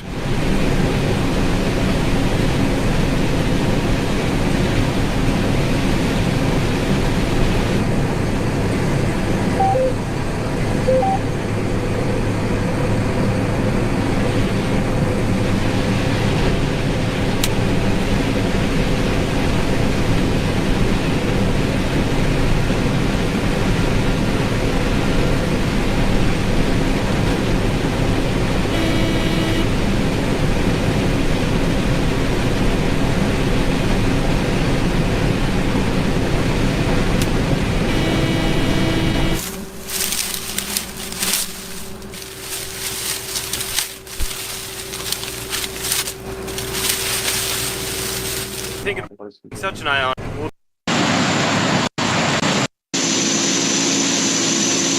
got kind of our own jobs here. So my dad's running the grain cart here. Gary's grain cart he let us use, which actually works really good because we don't have to unhook wagons. And that works super nice. And I'm trucking, Spencer's military truck, and Spencer's combine.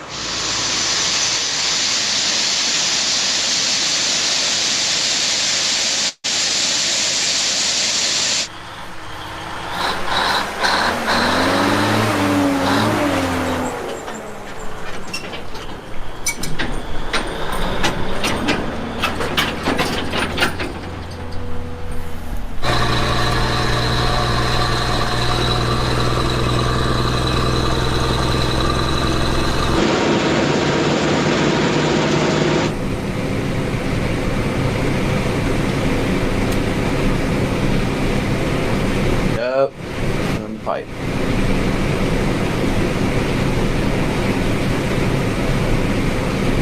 So that buzzing noise is the straw chopper warning alert going off. This pulley system drives the back of the straw chopper. It kind of like shreds all the stuff that comes out the back. There's a sensor in this cover here, behind this cover, the bearing going around and around. So if that bearing were to go out and it wasn't spinning anymore, the sensor senses it and it says, hey, stop before you plug up the back and damage more stuff. So we swapped out the sensor, that wasn't the issue.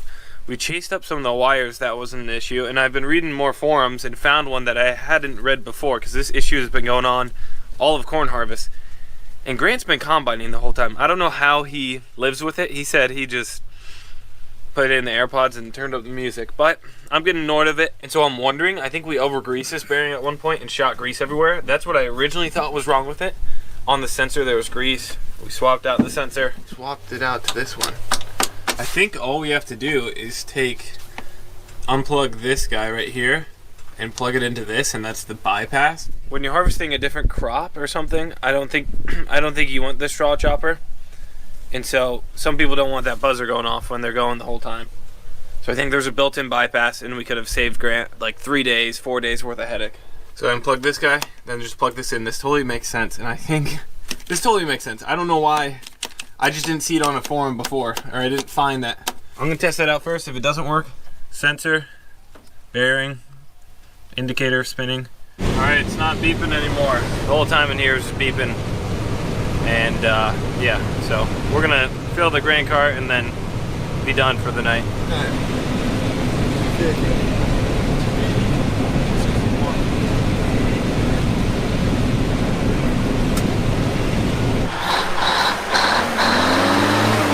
Nope.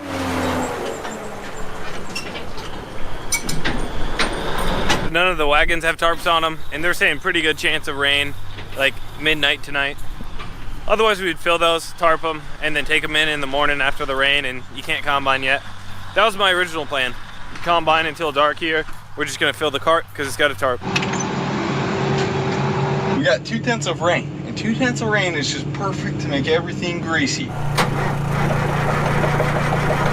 Who's this random? Who invited him? I think that's Grant. No.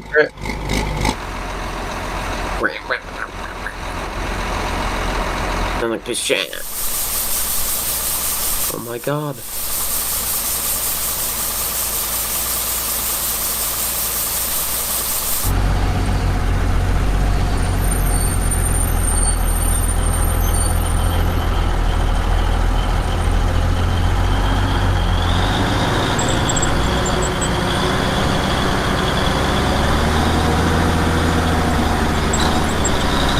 We're just losing product.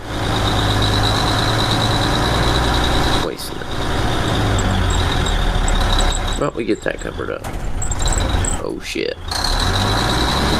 Thing's a piece of jet! Oh my god. Turn on bar wheel drive, even though I can clearly see every wheel's moving by itself. Thing's got 6-wheel drive.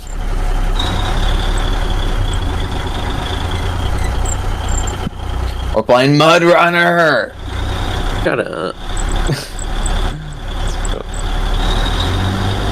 Connect the winch to the tree. How to do it. What even did you fucking move and shit in Mud Runner?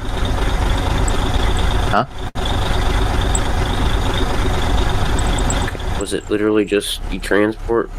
Like, I don't know. I can't remember. Here we go. Let's see what he does.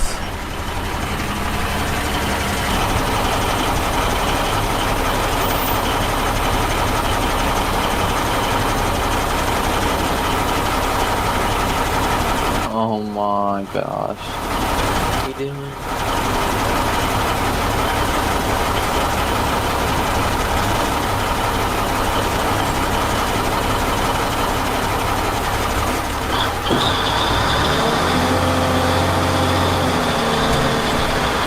Chainsaw snap. Yep, just have a feeling that's not a rental.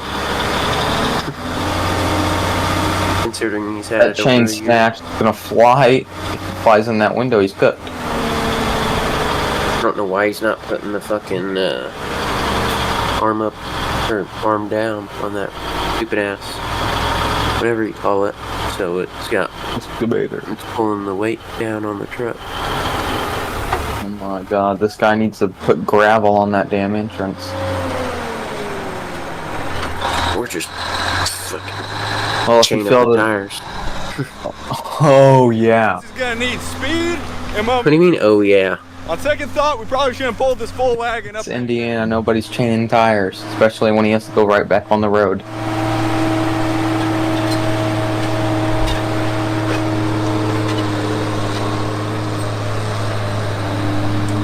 Oh, it's rolling. Go! You guys better thank me. Shut It up. was worth it. This truck usually always climbs out of there. Shut up. But Acting like an AI. a little slimy. The cornet is a little clapped out right now. We got stock rolls on the third row that aren't grabbing, Why did you start so it doesn't have fucking wet moisture stock. Taking over the video. It's like crazy. And then we got some weird sounds coming from the left side, which we looked at. It's vague, and that's how we're going to keep it in just those last 14 acres. Shut up. I think it's the far left one.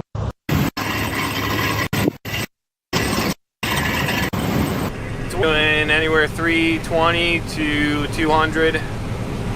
Load yield, we just... I have no idea what any of that jit on that screen means. Then I could have kind of thought. With the corn head acting up so much, What is all this? Is this a weather radar? the head speed up, and then we're actually going pretty slow. So going probably 1.6, 1.7 mile an hour. Oh, I think that's actually the map for that. It looked like the ditch was red. This motherfucker from Yorktown does like Kentucky derbies and shit, Done. and 30 acres right now. he just Average is posted 10 on bushels. I think Snap we're going that to pretty he good. just won, and he has a fucking Pretty cool stuff. big check, and guess how much it's for? Going and seeing all that. Keep in mind it's a Kentucky Derby What race, it was gonna or be. not race, but Honestly, it's a derby. fairly like consistent. Mm, Thing that is dark. $5 is grand. 30 or 800. better. That's not even paying for the damages on the car. 800. Yeah. And We are starting. the picture, it looked like he had It's 250. no right rear tire, so Be able to get this just fine here. looks like he's buying a fucking wheel for Very interesting. I'm gonna his jump in paycheck. here. This corn is 11 and a half feet tall, so a little bit of weight did a lot.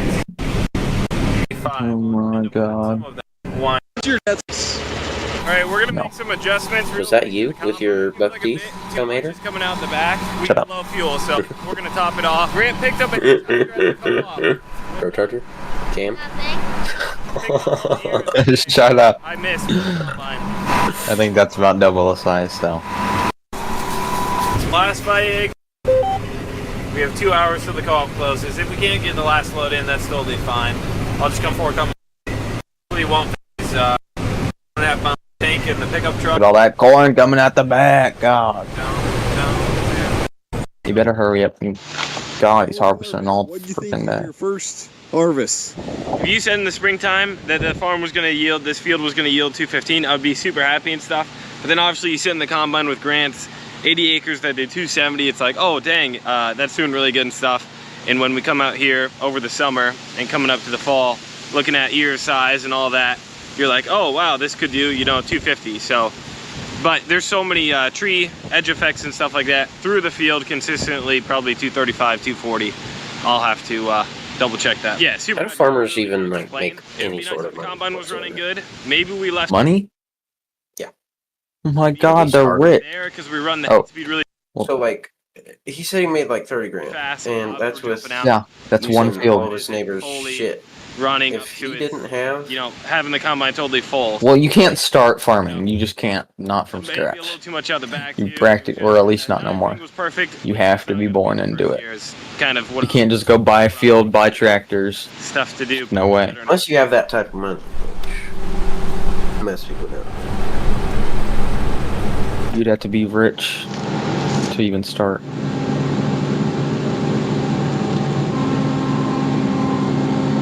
But once you have the shit The combine in all them fields, then you're rich. storage over the Because- Well, winter you months. still have to have multiple Because we don't have a fields, close which place to store it just is yet. still gonna While leaving, cost a he shit ton of almost money. ran over a nice buck. He said it jumped out of the ditch randomly, and of course he wasn't looking for a deer in a combine. But it was pretty cool to see it run across the field like that, and I had half a wagon load to bring in yet.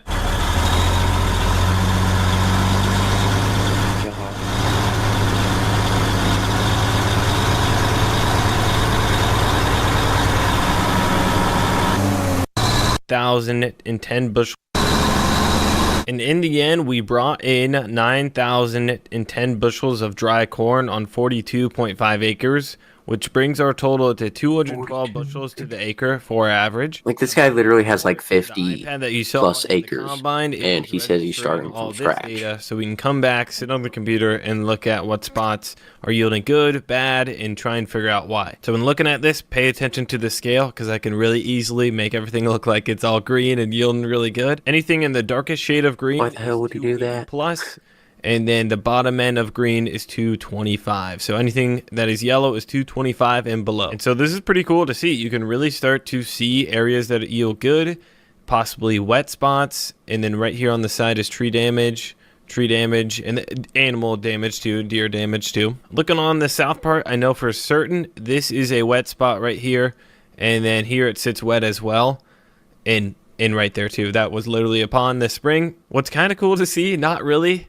but all these little red dots are me picking up the head. So, and then you can start to see spots where I had the Wiffles seed. We planted Wiffles and Pioneer, and the Wiffles, we had some planter issues. So you can start to see that pop up. For example, right here, I know for Oh certain my god, that side's shit. this spring, I couldn't plant part of it, and I think it's just the broken tile. So we'll get that fixed. Stuff like that we will fix up. And then this right here is totally my fault. Planter issue. I double planted here, screwed up big time. And like little things like that, point rows and bad planting does kind of mess up the yield too. And one of the best things has got to be you can literally make a rectangle on this map and see what this section yielded. So those 7 acres, it gets into a wet spot, did 236. And then the competition we were running, you have Wiffles and Pioneer. It looks like Wiffles barely beat it out in this section, just by, what is that, 5 acres. And a super nice thing is you can see side by side the hybrids, what they did for yield. And it looks like Wiffles beat it out by a small margin, just 5 bushels. Let's make a quick new rectangle because we had the Wiffles have a planter. This is a new square that I highlighted. Wiffles did 236 here, Pioneer did 270. Sorry, we did leave some yield out there. They need to get a bigger head. So small. I saw some cobs flying out, and it did seem only as wide as the harvester on the ground from the header, but it's not going to take worse. How much I'm gonna make this first year, and the reason I'm making this video is just to help somebody out. Whether you're curious, whether you want to know how much you can make off a few acres farming, or how much you can make off a YouTube channel. That's why I'm making this video. It's just to help the 10 people out that might take this information and do something with it. The number we're going to come to is cash flow. We're going to leave out some expenses that are to improve the land and look solely at the year-over-year cost of owning the land, and then the yearly cost of the crop inputs. And to start, you have the option between renting land or buying it. I ended up going with the buying route at a public auction. I kind of believe in owning real estate too, just as a long-term store of value, a good place to put money. Now this spring at an auction, I purchased 50 acres of farmland, and that came to this first year 42.5 of actual tillable ground that we planted and harvested. The purchase price was $396,000. That comes to $9,300. Who the hell did he get that money? He already lives on a farm. Tillable acre. And then it's $7,700. Oh God, that's a giant ass loan. Border. So like I can't have got a loan. Stuff that I'm not actually farming, trees, stuff like that. I financed 90% of that, and it came to a 4% interest rate. He has a $350,000 loan. $39,000 was a down payment, and with that, our land cost came to $25,500. Or $600 just for the land per tillable acre. Now keep in mind, I have property taxes in there as well, and then $9,600 of that $25,000 is actually money going towards the principal or gaining me equity. Now to get some context of those numbers, we're going to use the land survey that was done for Iowa farmland in 2022, and that came out to an average of $11,400 per tillable acre of farmland. And what's pretty interesting to see, that's an increase from the previous year of 17%. Now, in my region of the world, you can see land prices go from $20,000 an acre plus, and probably nothing that's purely farmland will go less than $10,000. There'll be a lot of people commenting in this video talking about how much farmland is in their area. And for more context, in 2023, the Iowa cash rent survey came in around $300 for cash rent in my area. Now that can probably go all the way down to $150 and all the way up to, I don't know, $400. But for my land cost, it's $600. And now we're going to look at our input costs, starting off with tillage. We had to do some field work this spring. Some of the ground was really rough. There were big holes. It hadn't been farmed in many decades, so I ended up running a disc across that. And we're going to use ISU's 2023 custom farm rates. These are public numbers that you can find online. And the cost of running a disc is $17.55 per acre, which is about $745 that I paid. The disc didn't do the best job, so we came in for one pass of a field cultivator right before we planted, and that came to the same price, $17 per acre, or $745. Now right away in the spring, we came out, did some soil sampling. That's pretty important to see like where fertility is at in the field. We spent $5,100 on anhydrous, and then $6,300 on dry fertilizer. Keep in mind that's application as well. So that comes out to $11,500 for fertilizer, and that's including the custom cost of somebody doing it. I was not there with my equipment doing it. And now it was time to get the seed in the ground, so I borrowed my brother's tractor and planter. A lot of you guys gave me a lot of heck for driving it 100 miles up to my place, and so we're going to include $250 of diesel on that round trip, and then $250 for wear and tear on the tires and the tractor, stuff like that. In order to grow corn, you need some corn seed. That came out to $5,000 or $118 per acre. Now, to be completely transparent, I was super fortunate to use my brother's tractor and planter. I didn't write him a check when I used it. Now, I paid for diesel. I was the one in the tractor doing the work, stuff like that. Now, we do share a lot of equipment and a lot of things I do for him with no expectation of a reward, or he borrows a piece of equipment from me that I own.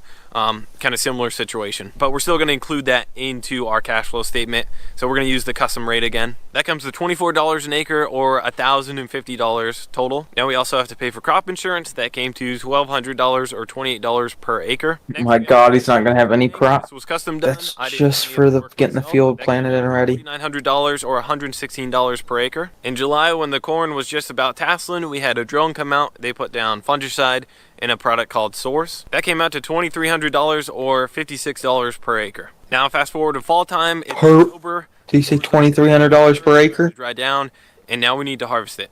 So once again, I'm borrowing my brother's equipment for this. He has a John Deere 9560 SDS combine. It has a 6-row corn head on it. Instead of driving it 100 miles, I ended up having a trucker haul it. That came to $650 for the one-way trip. The cost of custom combining is $1,750 or $41 per acre. Next, we had to haul the corn in. We used the military dump truck for that, gravity wagons, and that comes to 13 cents per bushel that we bring in or haul. And it was about a 5-mile one-way trip. So it was about $1,200 to harvest all the bushels I did and then bring them in. So those were all of our expenses. We had our land costs, then we had our crop input costs, and now we're gonna look at how much did we bring in, how much did we make off the harvest. We went in, we sold our corn. Now we yielded 9,600 bushels of wet corn. We averaged about 18% on moisture that we were bringing out of the field. And drying down that corn isn't free. At the point of sale, it cost me about 5 cents per bushel per point to dry it down. Now I pre-sold 2,000 bushels of corn. Back in June, there was a bit of a drought scare. We didn't have a big rain up until then during the growing season. And for fall delivery, prices went up to $5.54. Now in hindsight, I should have sold a lot more than I did, just those 2,000. You know, I should have sold the 9,000 that we sold in a perfect world, but prices never went up after that, and they all went down from there. Now, in case this video gets lots of views, I want to take a second here and tell you guys about American farming. My brother Grant. Oh my gosh. It's kind of based on the Midwest, like the true American farming operation innovation. It's a mobile video. Shout out to Grant and the team. I've seen them work super hard on this over, a few years here now, and just wanted to shout it out and let people know if they're interested. Now, back to how much we made. In the end, we made $40,400, and that comes out to $4.50 per bushel that we ended up selling at. Now, that's after all the drying costs. Like I said earlier, 5 cents per bushel per point of dry down costs. So as you can tell, our revenue did not meet our expenses, and on paper, we lost money. Oh my God. It came out to about $16,800. Or just under $400 per acre of loss. Now keep in mind, some of the things I did myself, like running the disc, field cultivator, and planting, ISU custom rate kind of factors in what labor would cost. I'm not sure what they use, but on that $16,000 loss, some of that money would be what I would pay myself to sit in the tractor and do the field work. Now personally, I'm gonna look at it like this year I lost $16,000, and you can click off this video and say how dumb I am for losing that much and tell everybody I lost a bunch of money farming. Next year you'll still make more than you speculation would have spent. Maybe some people would use what I'm gonna say to kind of justify these land prices and justify, purchasing land like I did. Now, first thing, to lower that number, I didn't pay Grant to use the tractor, the planter, or the combine. So those savings would have came out to $2,800 per acre if I didn't include that into my expenses. And like I said, I didn't write him a check for that. Super fortunate that I didn't have to. And there's a bunch of times I've worked for Grant in many years past without any pay, stuff like that, or lent him a piece of my equipment, my truck, whatever it is, and not get any pay. We're kind of a team like that, and we work together. And earlier I mentioned there's $9,600 of that land cost that's actually paying down principal.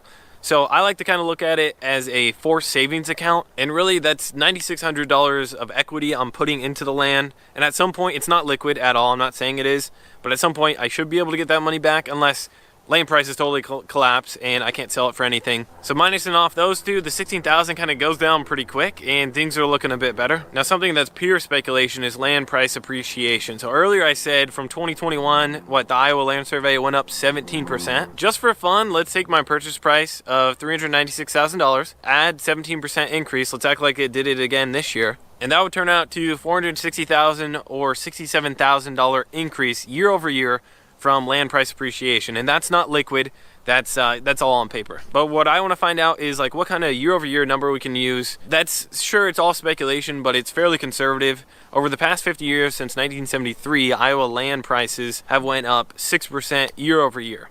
And that 6% is an average. So, you know, 21 to 22, that was 17%.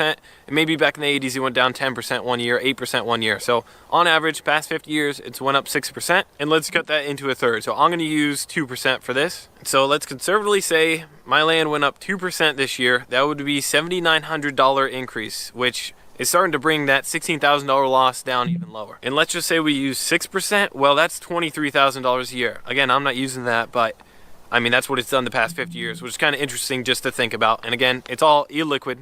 It's all on paper. I could cash out refinance or I could sell it.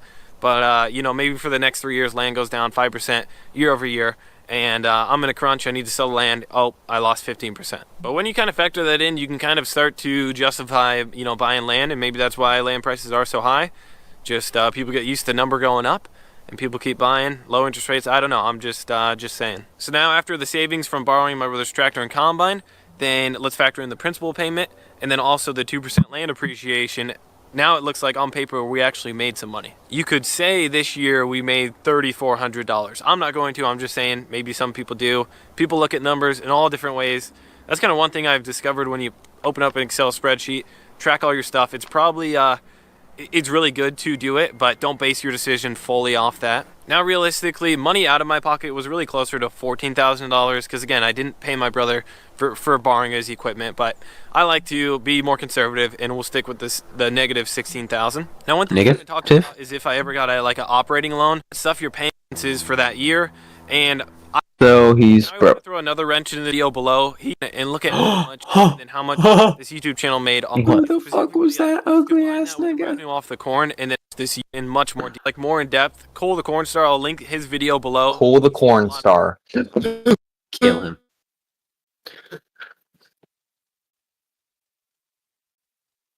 The time going in much more detail on all this stuff. Now I want to throw another wrench into this situation and look at how much this YouTube channel made this year.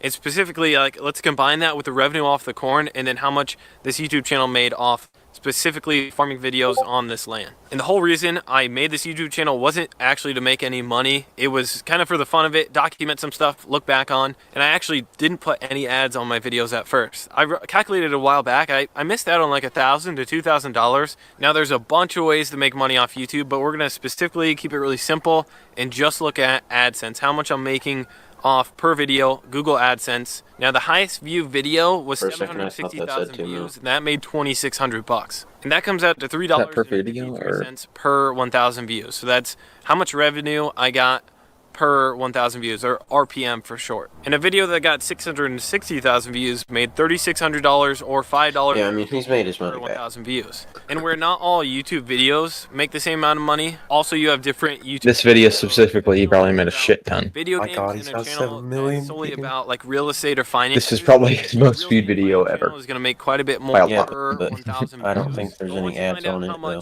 Something makes per 1,000 views, then you besides this shitty little farm thing. Buy however many views. Yeah, which that's his. He ain't getting paid for that. Specifically about farming came out to $7,800. Now you could take that number minus it off, unless he is, 15,000, and say we only lost around. I doubt it. It's his brother's.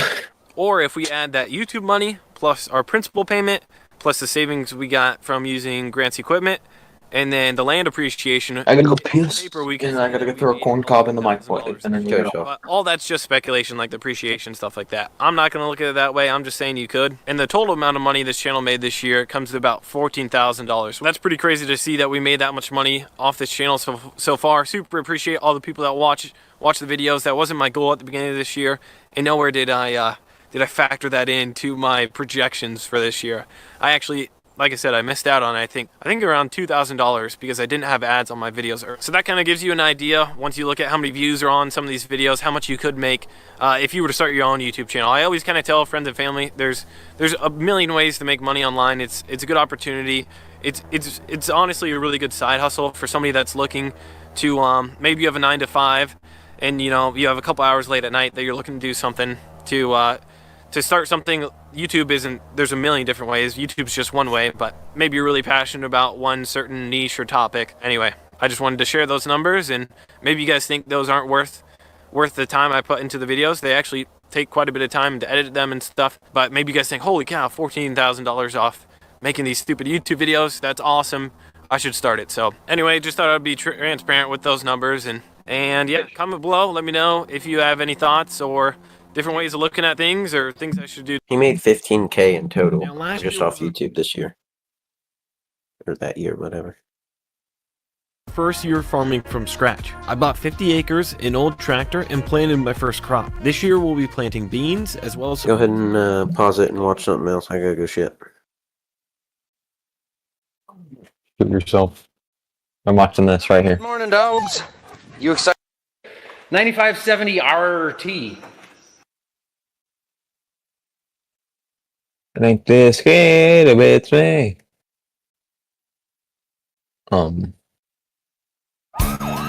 Smash. Oh, that's right. Oh, shit. Coming out. Jesus. You better stop this vehicle. Do not resist. Guy on a motorcycle with.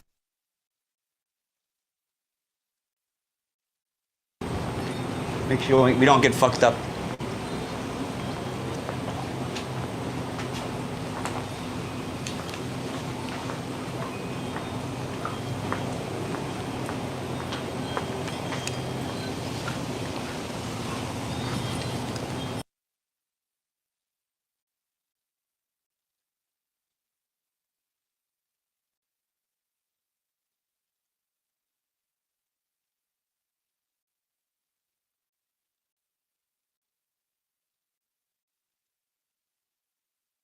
But I was on the left, right, back to the left, right, man, on the left, right.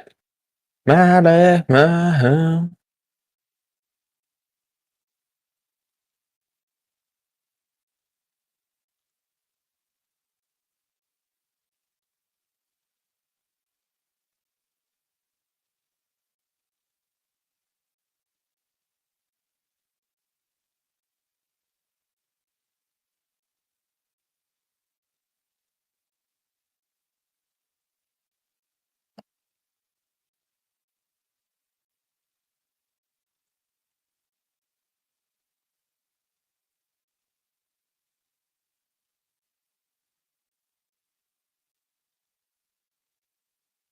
Nope.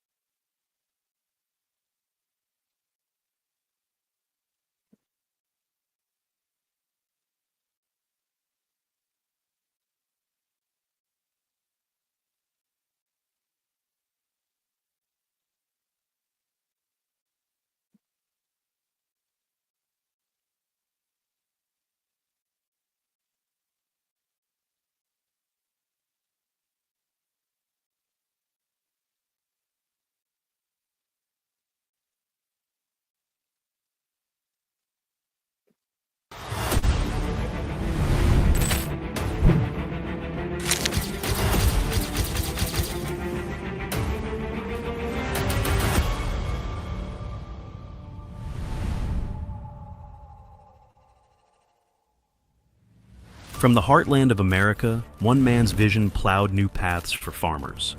John Deere's legacy isn't just about machines, it's about revolutionizing agriculture, fueling progress, and shaping the world we know today. John Deere started his journey as a small American blacksmith and went on to create a global empire specializing in the best agricultural equipment of the time, with a market cap of $102.51 billion. Let's hear the story of John Deere, the man whose ideas led to a more productive, greener future. Deere and Company serve blue-collar workers around the globe, specializing in agricultural, construction, and forestry equipment. All of this is due to the efforts of a single man. John Deere was born in 1804 in Rutland, Vermont. At the age of 4, he lost his father and was solely raised by his mother. When he was young, he was quite renowned in his town because of his fine blacksmith skills. People in the town believed that John was born to be a blacksmith, as his workmanship and quality of work were exceptional. Things were going smoothly until the economy of New England collapsed in 1836. Vermonters started to migrate towards Illinois. John followed the trend and established his blacksmith shop in Grand Detour, Illinois. Shortly after becoming somewhat recognized for his work, he learned that the local farmers around him commonly used cast iron plows that performed really poorly in the sticky soil of the Midwest prairie. That sticky soil stuck to the bottoms of those plows, and farmers had to stop working every few feet, scraping off that dirt. Deere thought of an idea here. He thought that if the surface of that plow was highly polished, it would keep shedding that sticky soil as it moved through the field. Convinced by his inventor mindset, Deere made a plow using steel from his broken saw blade. The new concept was a big hit. Soon this news spread throughout the village as people heard that a young blacksmith had tested his new self-scouring plow. And soon, those plows not only became Deere's identity, but also his main business. John became famous among farmers for his new plow design. To multiply his success, he built 2 more plows in the same year, and 10 more in 1829. Until the 1840s, John kept his happy, stable life with a good plow business. He also manufactured other convenient tools for farmers, including pitchforks and shovels. Soon his product became so recognized that he thought of increasing his production rate, but his shop was too small for the set growth. A turning point in his business life came when he met Leonard Ardis in 1843. Leonard was also a blacksmith of Grand Detour and was looking for ways to expand his production. Deere considered this a grand opportunity and asked him for a partnership. They both decided to construct factories for plow production together, which was more effective in meeting the demand for the sticky soil of the Midwest. In 1848, watching the growing demand, Deere realized that he needed better transportation sources and suppliers to further expand his business. To accomplish this goal, he moved his operation 70 miles southwest to Moline, Illinois, which was located on the east bank of the Mississippi River. At the new location, Deere easily got his raw materials via riverboats and used water power to run his factory. The relocation proved to be fruitful. His business had been a success locally. It was the time when Deere and his company were making 1,000 plows a year. Due to ownership disputes with his partner, John wanted to become the sole owner of the company, so he decided to dissolve his contract with Leonard Ardis. This decision was very important and a big step, as he now controlled his business using his own strategies and operations. He had to manage everything alone. With this dissolution, he solidified his company's reputation in the agricultural equipment industry quite well. His plows brought much ease to the farming industry. It enabled the farmers to do more efficiently.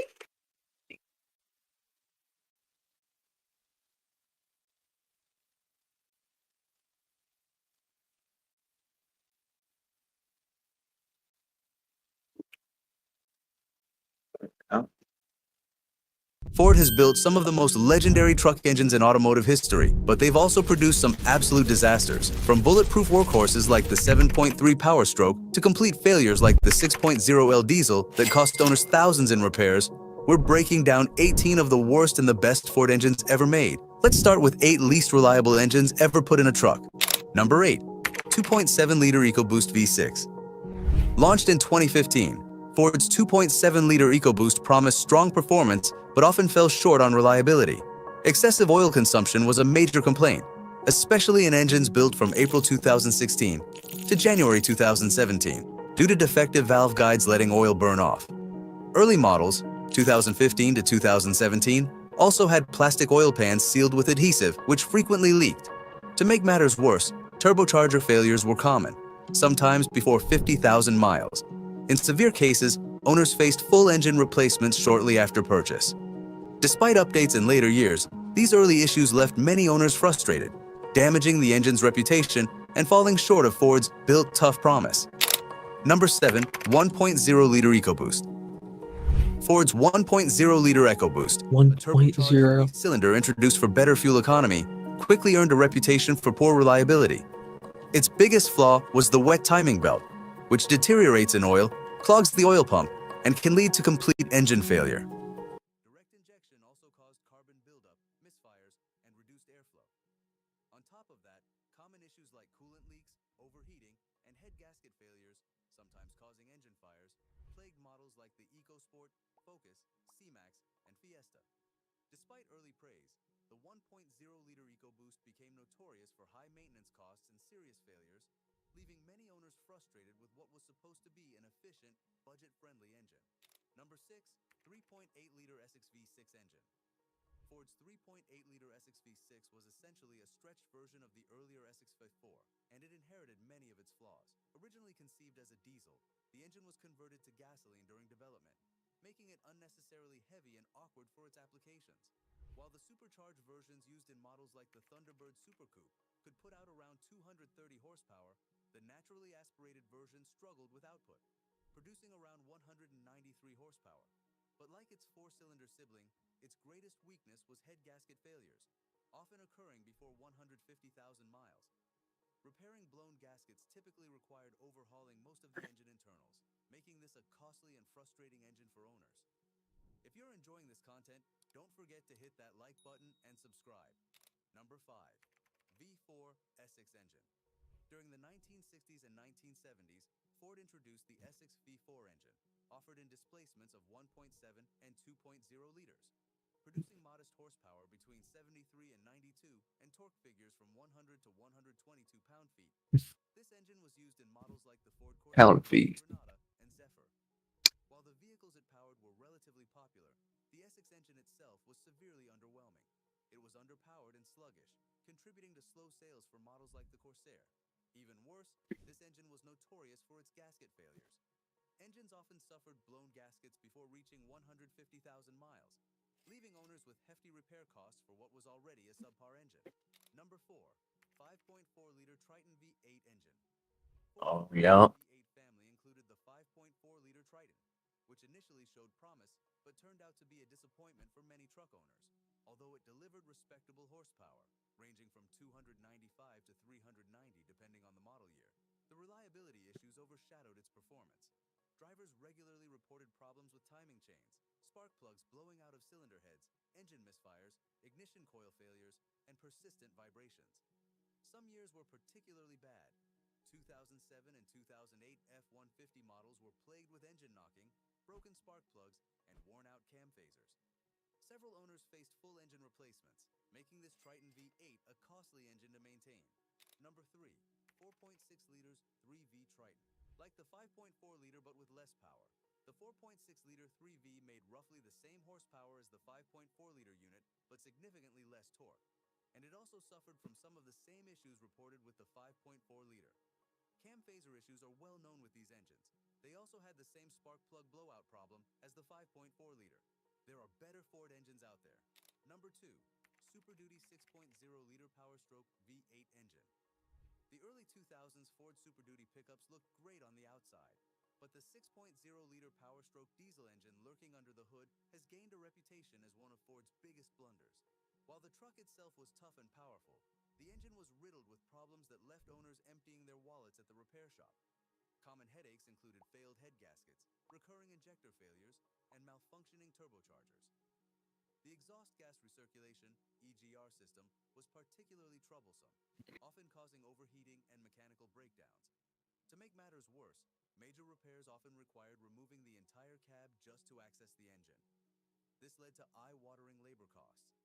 Eventually, Ford faced legal troubles over this engine, with class action lawsuits leading to payouts for frustrated owners. Some who went through fraud lawsuits received settlements exceeding $10 million combined. Number 1, Super Duty 6.4-liter Power Stroke engine.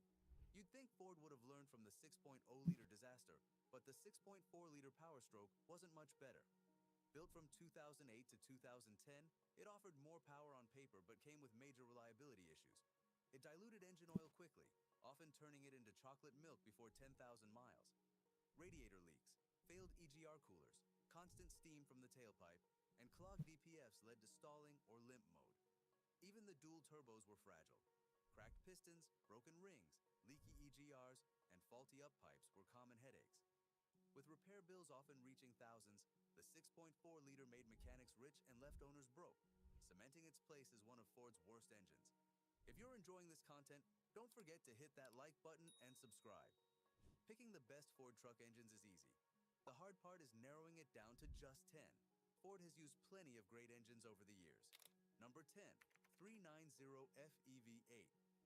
The 390 FEV8 earned a reputation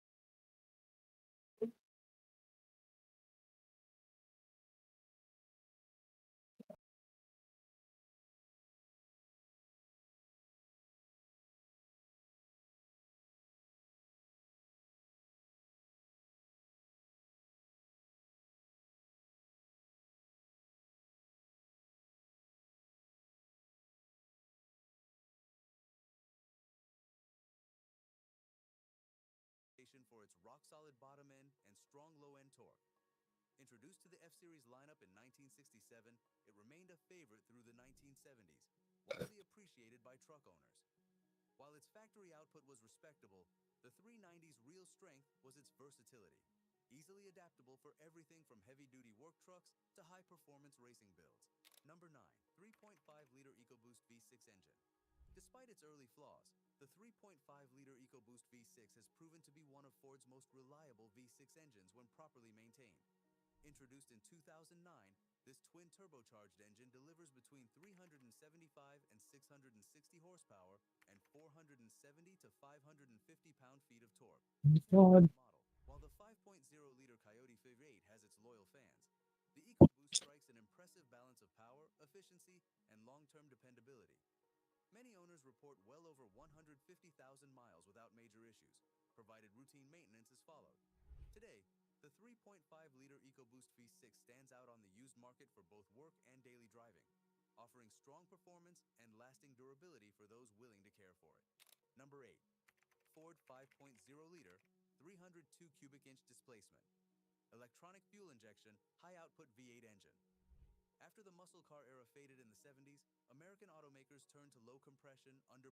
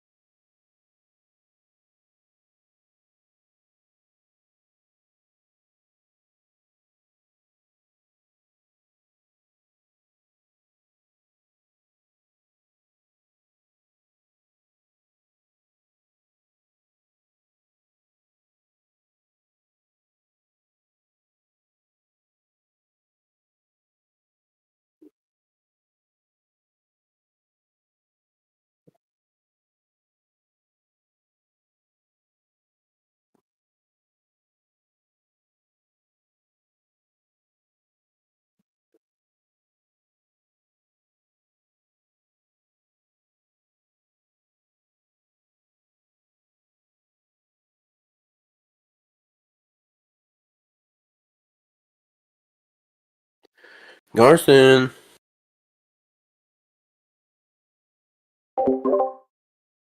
Yeah. Hello?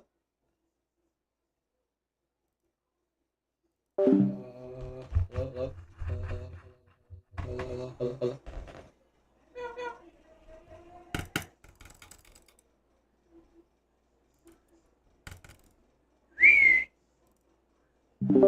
Hey, what? Hello, orange chicken.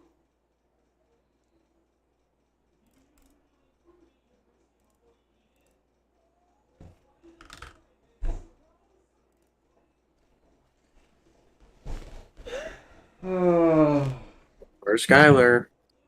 I don't know. Probably getting his corn cob.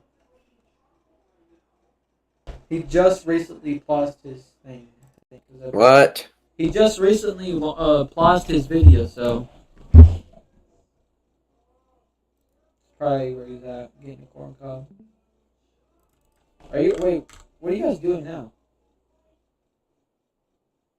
Looking at each other.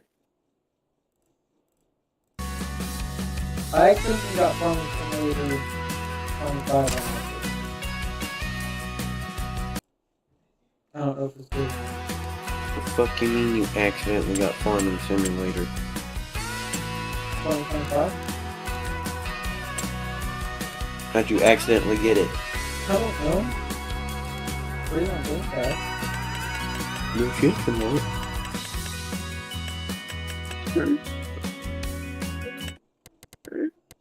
The music is louder than fuck.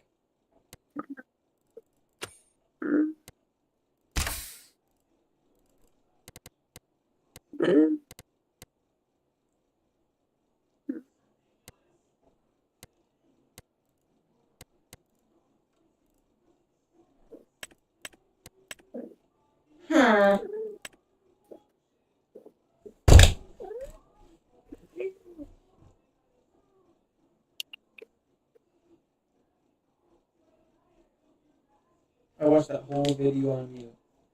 Because you didn't mute my ass.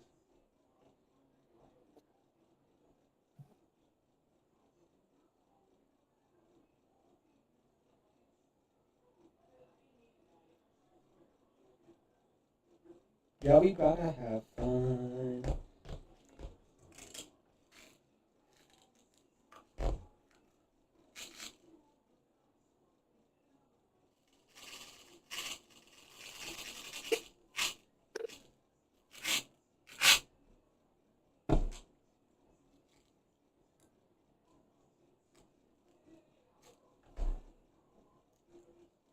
What are you guys doing now? Nothing! So you're not gonna play anything? You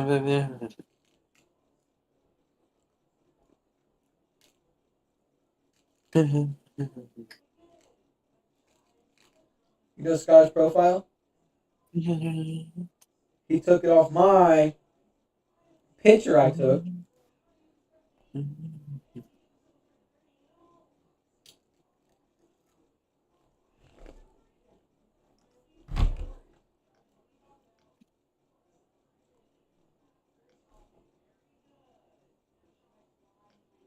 See, look, that's his profile. It's my memories from 2025.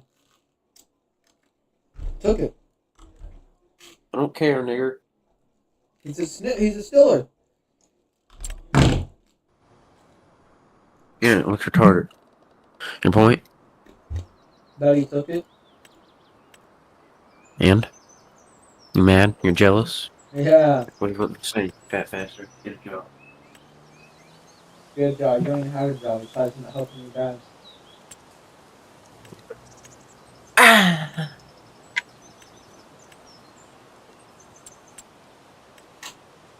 we got to have fun.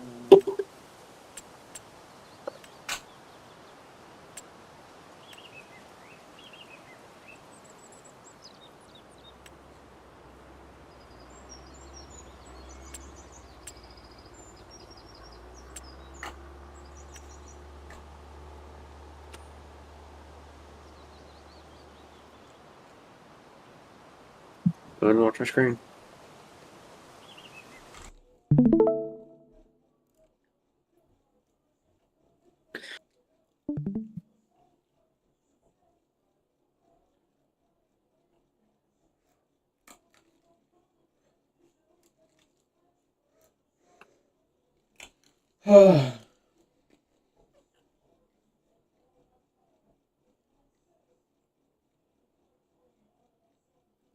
Playing these stupid ass games.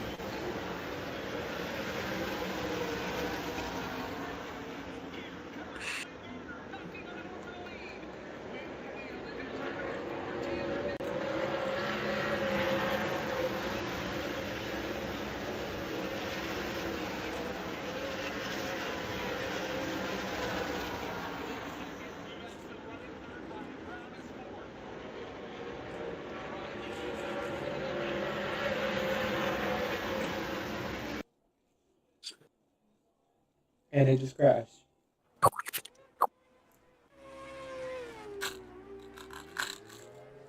I haven't raced these fucking cars here in a long ass time.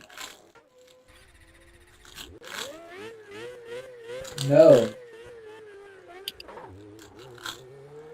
Oh, you almost did a little freaking wheelie down the pit.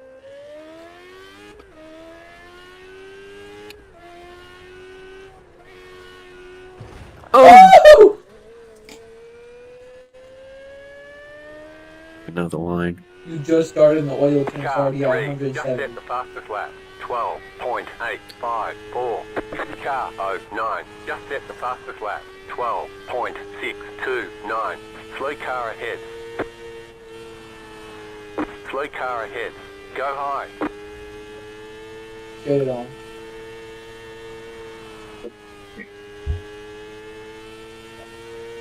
Oh boy. You've got the fastest lap. Slammed.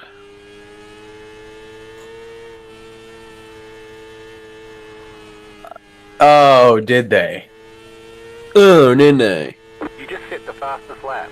Gotta be the worst. It's gotta be. Oh shit! Go ahead and watch this. Watch what? You're going the wrong I'm way. not talking about you, fat ass. Though. Nobody's talking to me. You You're go going the wrong way. You're going the wrong way. You're going the wrong way. Right here.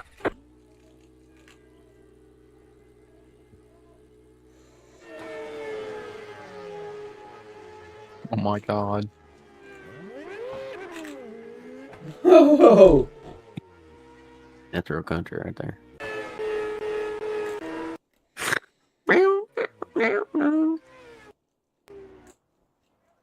Was alright.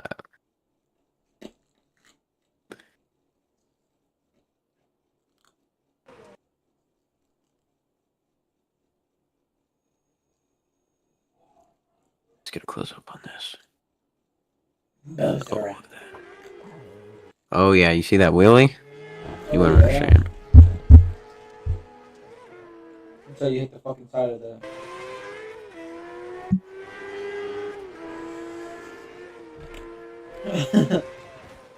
Don't worry about that. Dignity, prosperity, and hope. Hope Thomas? Smash. You mean Caitlin?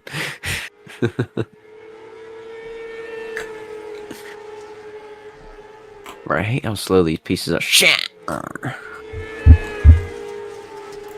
Your favorite cars?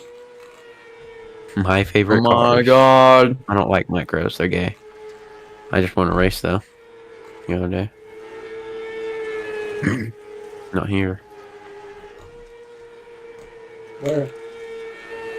Chili Bowl. Small ass track. Playing with Shrek. Is that why it's named... Go ahead and give me like 30 seconds. What? Is that why it's named Chili Bowl? Small? Because you're fat?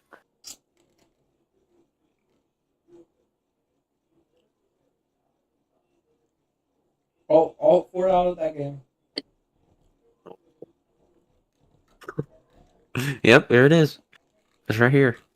Bowra.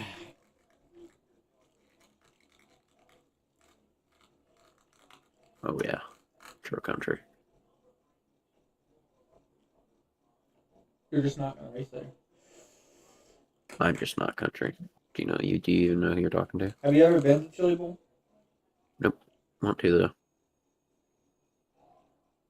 Oh yeah, that's what I'm talking about. Sprint car. That's where it's at. Oh. Okay. Chili Bowl.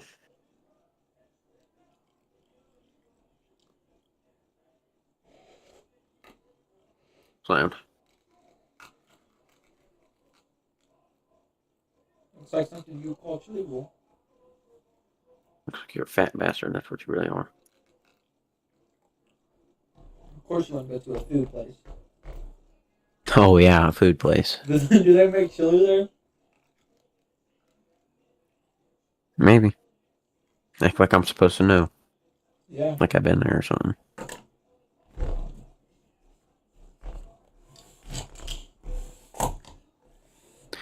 I don't even remember where it is. Oh god. Why am I doing this? Everybody just wrecks in this piece of shit. Go, nigger. Can they hear you? They can. That's if I use my push to talk button. Stop the head. Back into him. He's being stupid. Oh. And he's using Kyle Busch. Okay. You just got rammed. Nice, you fucking retard. I was trying to reset. It's a child, of course it is. What did he say? I don't fucking know. Probably, I think he said, I was trying to reset. I was trying to reset. Yeah, you can't reset going Mach 10, you fucking dumbass. Car 3, just set the fastest lap. 12.439. Car 1, just set the fastest lap. 11. Oh, shit. 7.3. You just set your fastest lap of the session. Slow car. Move it, you cunt! I'm gonna go right for him, too. I'm about to rape him. Right in his coochie. Right in his testy satchel. Car outside. This Clear one? outside. What? Car Is this stopped the up high. fastest lap ever? Fuck no.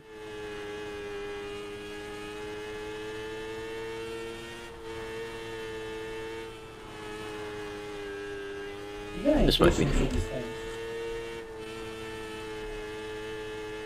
Car stopped ahead. Why do they have that little rock there? Rock. The thing that's in them stuff. Oh yeah. I see.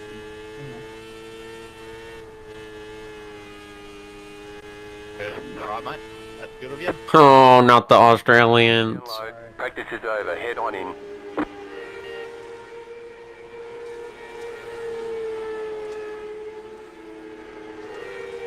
Shit.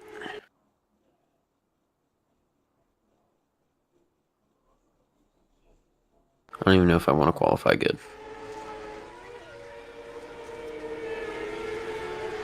Look at that.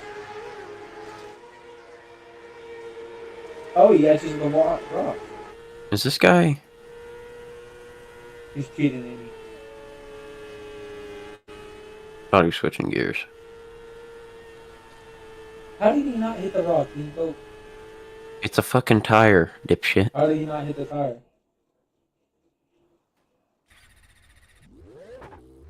Qualify bad on purpose. Because I'm going to be in the back. I'm just doing this to not crash. Green flag, green flag. Okay, here comes your first time lap. I'll go ahead and practice. Sliding too much. The one with the tires. The tires. One more lap. Can't be going too fast now.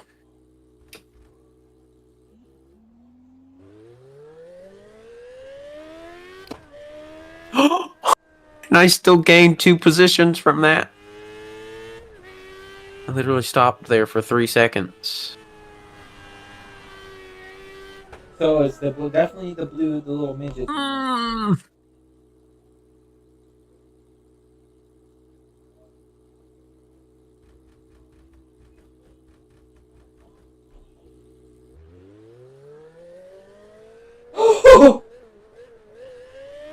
So why didn't it go down at all?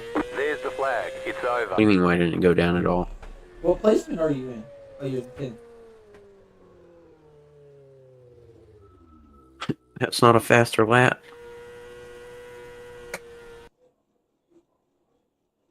Oh, I guess I do have the slowest lap. They're gonna wonder why does this nigga have a 19-second lap?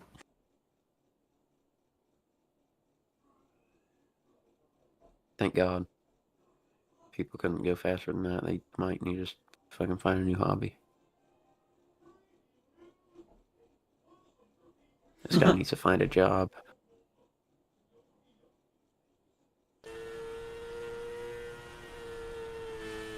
He's just edging the tires every time.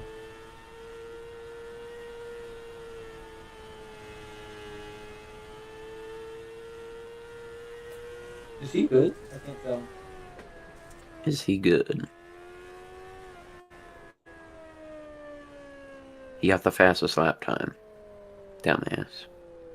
Not in the world. Just in your fault. It was still faster than my practice time. You never know. You might be able to beat him in real match.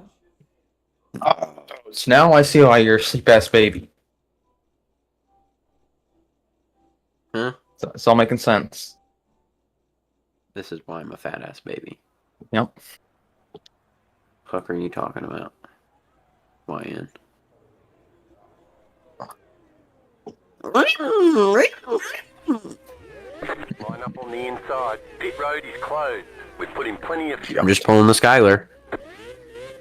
The estimated strength of field is 1,684. Tight field today. Look for opportunities.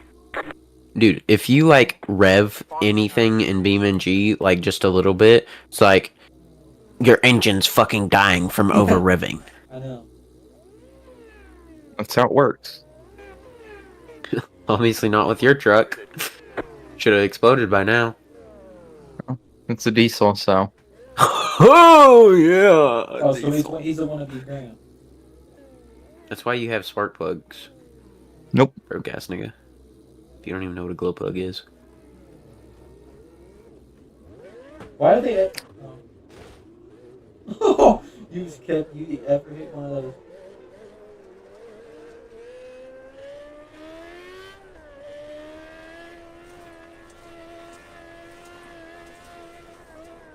Gotta warm up them tires, dude. Shut up. Shut your fat little mouth. Or impregnate you. No. You just have like training wheels. You never know. Never know. He's about the easiest cars to flip over. About to go green. Stay Yeah, focused. Devin. Anything with a wing on top. Devin. The pace car is on. Well, he went flying. He didn't like. He flipped 8 times. Green, green. Yeah, but he didn't fucking like only flip. It was a little bit of airborne. Slow car down. Oh my god, it's not that hard, dude. You're acting like this car has like 50 billion horsepower or something. It ain't got no torque. Don't even spin tire. Shut up. Even when you're drifting. These guys don't even know what. I just went straight to the wall.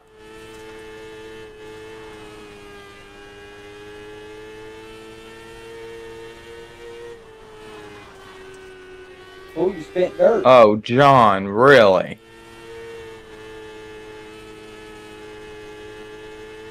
Oh, get him. New fastest lap for you. Better quit spamming me. You're gonna get reported. Get deported. Matter of fact. You've just set your fastest lap of the session. Oh shit. We're putting a bit sideways. And got this hill blocking me on the inside. Gotta go around. 20 more laps.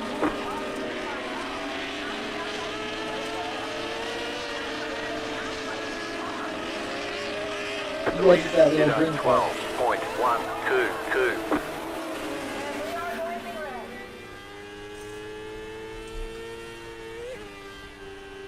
Just now we're on Dumbass top. hit the tire. Slow car Fuck, down that's low. so far. Car stopped ahead. Oh, he's lucky his tire stopped either. Okay, now I'm just losing time now. How did that last guy drift?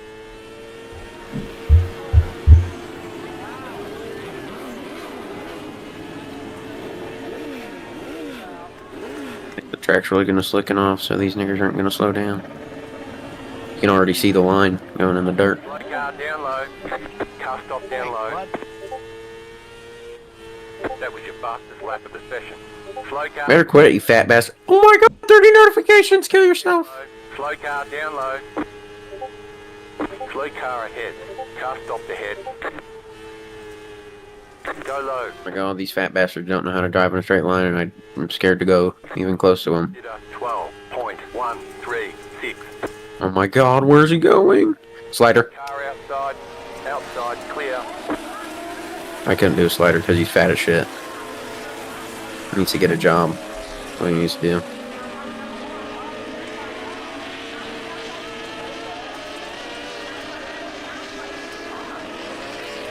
Dumbass nigga shifting gears in the turn. They're not outside. How are we about to get lapped? This guy needs to fuck off. Fuck you. Car inside. Oh shit, we're about to go 3-1 in the turn! Never mind. Car outside. Clear outside if you want it. Straight to Let's go. Oh shit, there's a tire! Oh fuck!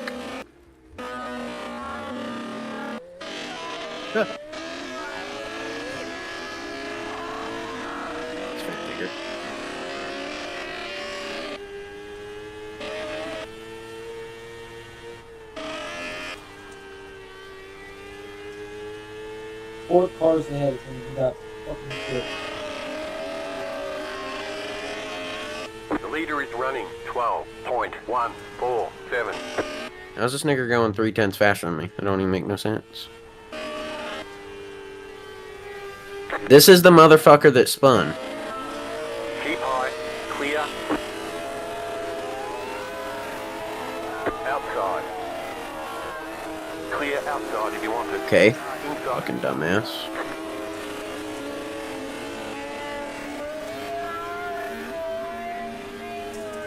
Fucking run me over like a stupid nigger.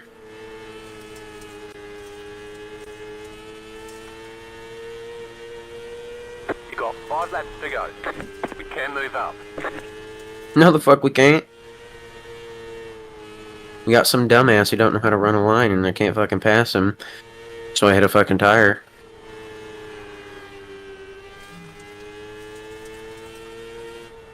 Two laps to go. 2 to go.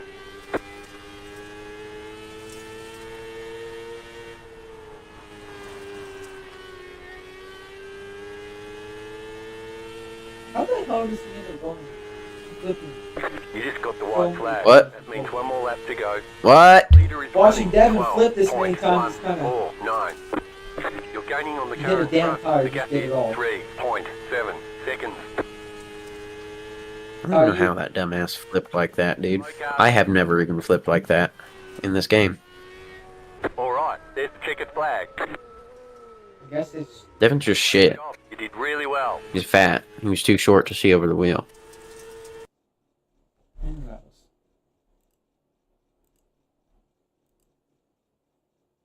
I love dick and balls. Slurping on dick cheese, yeah, baby. I love dick and balls. Let's come fucking me.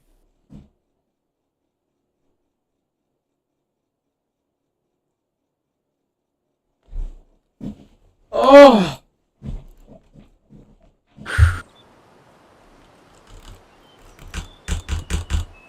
So how the fuck do I play?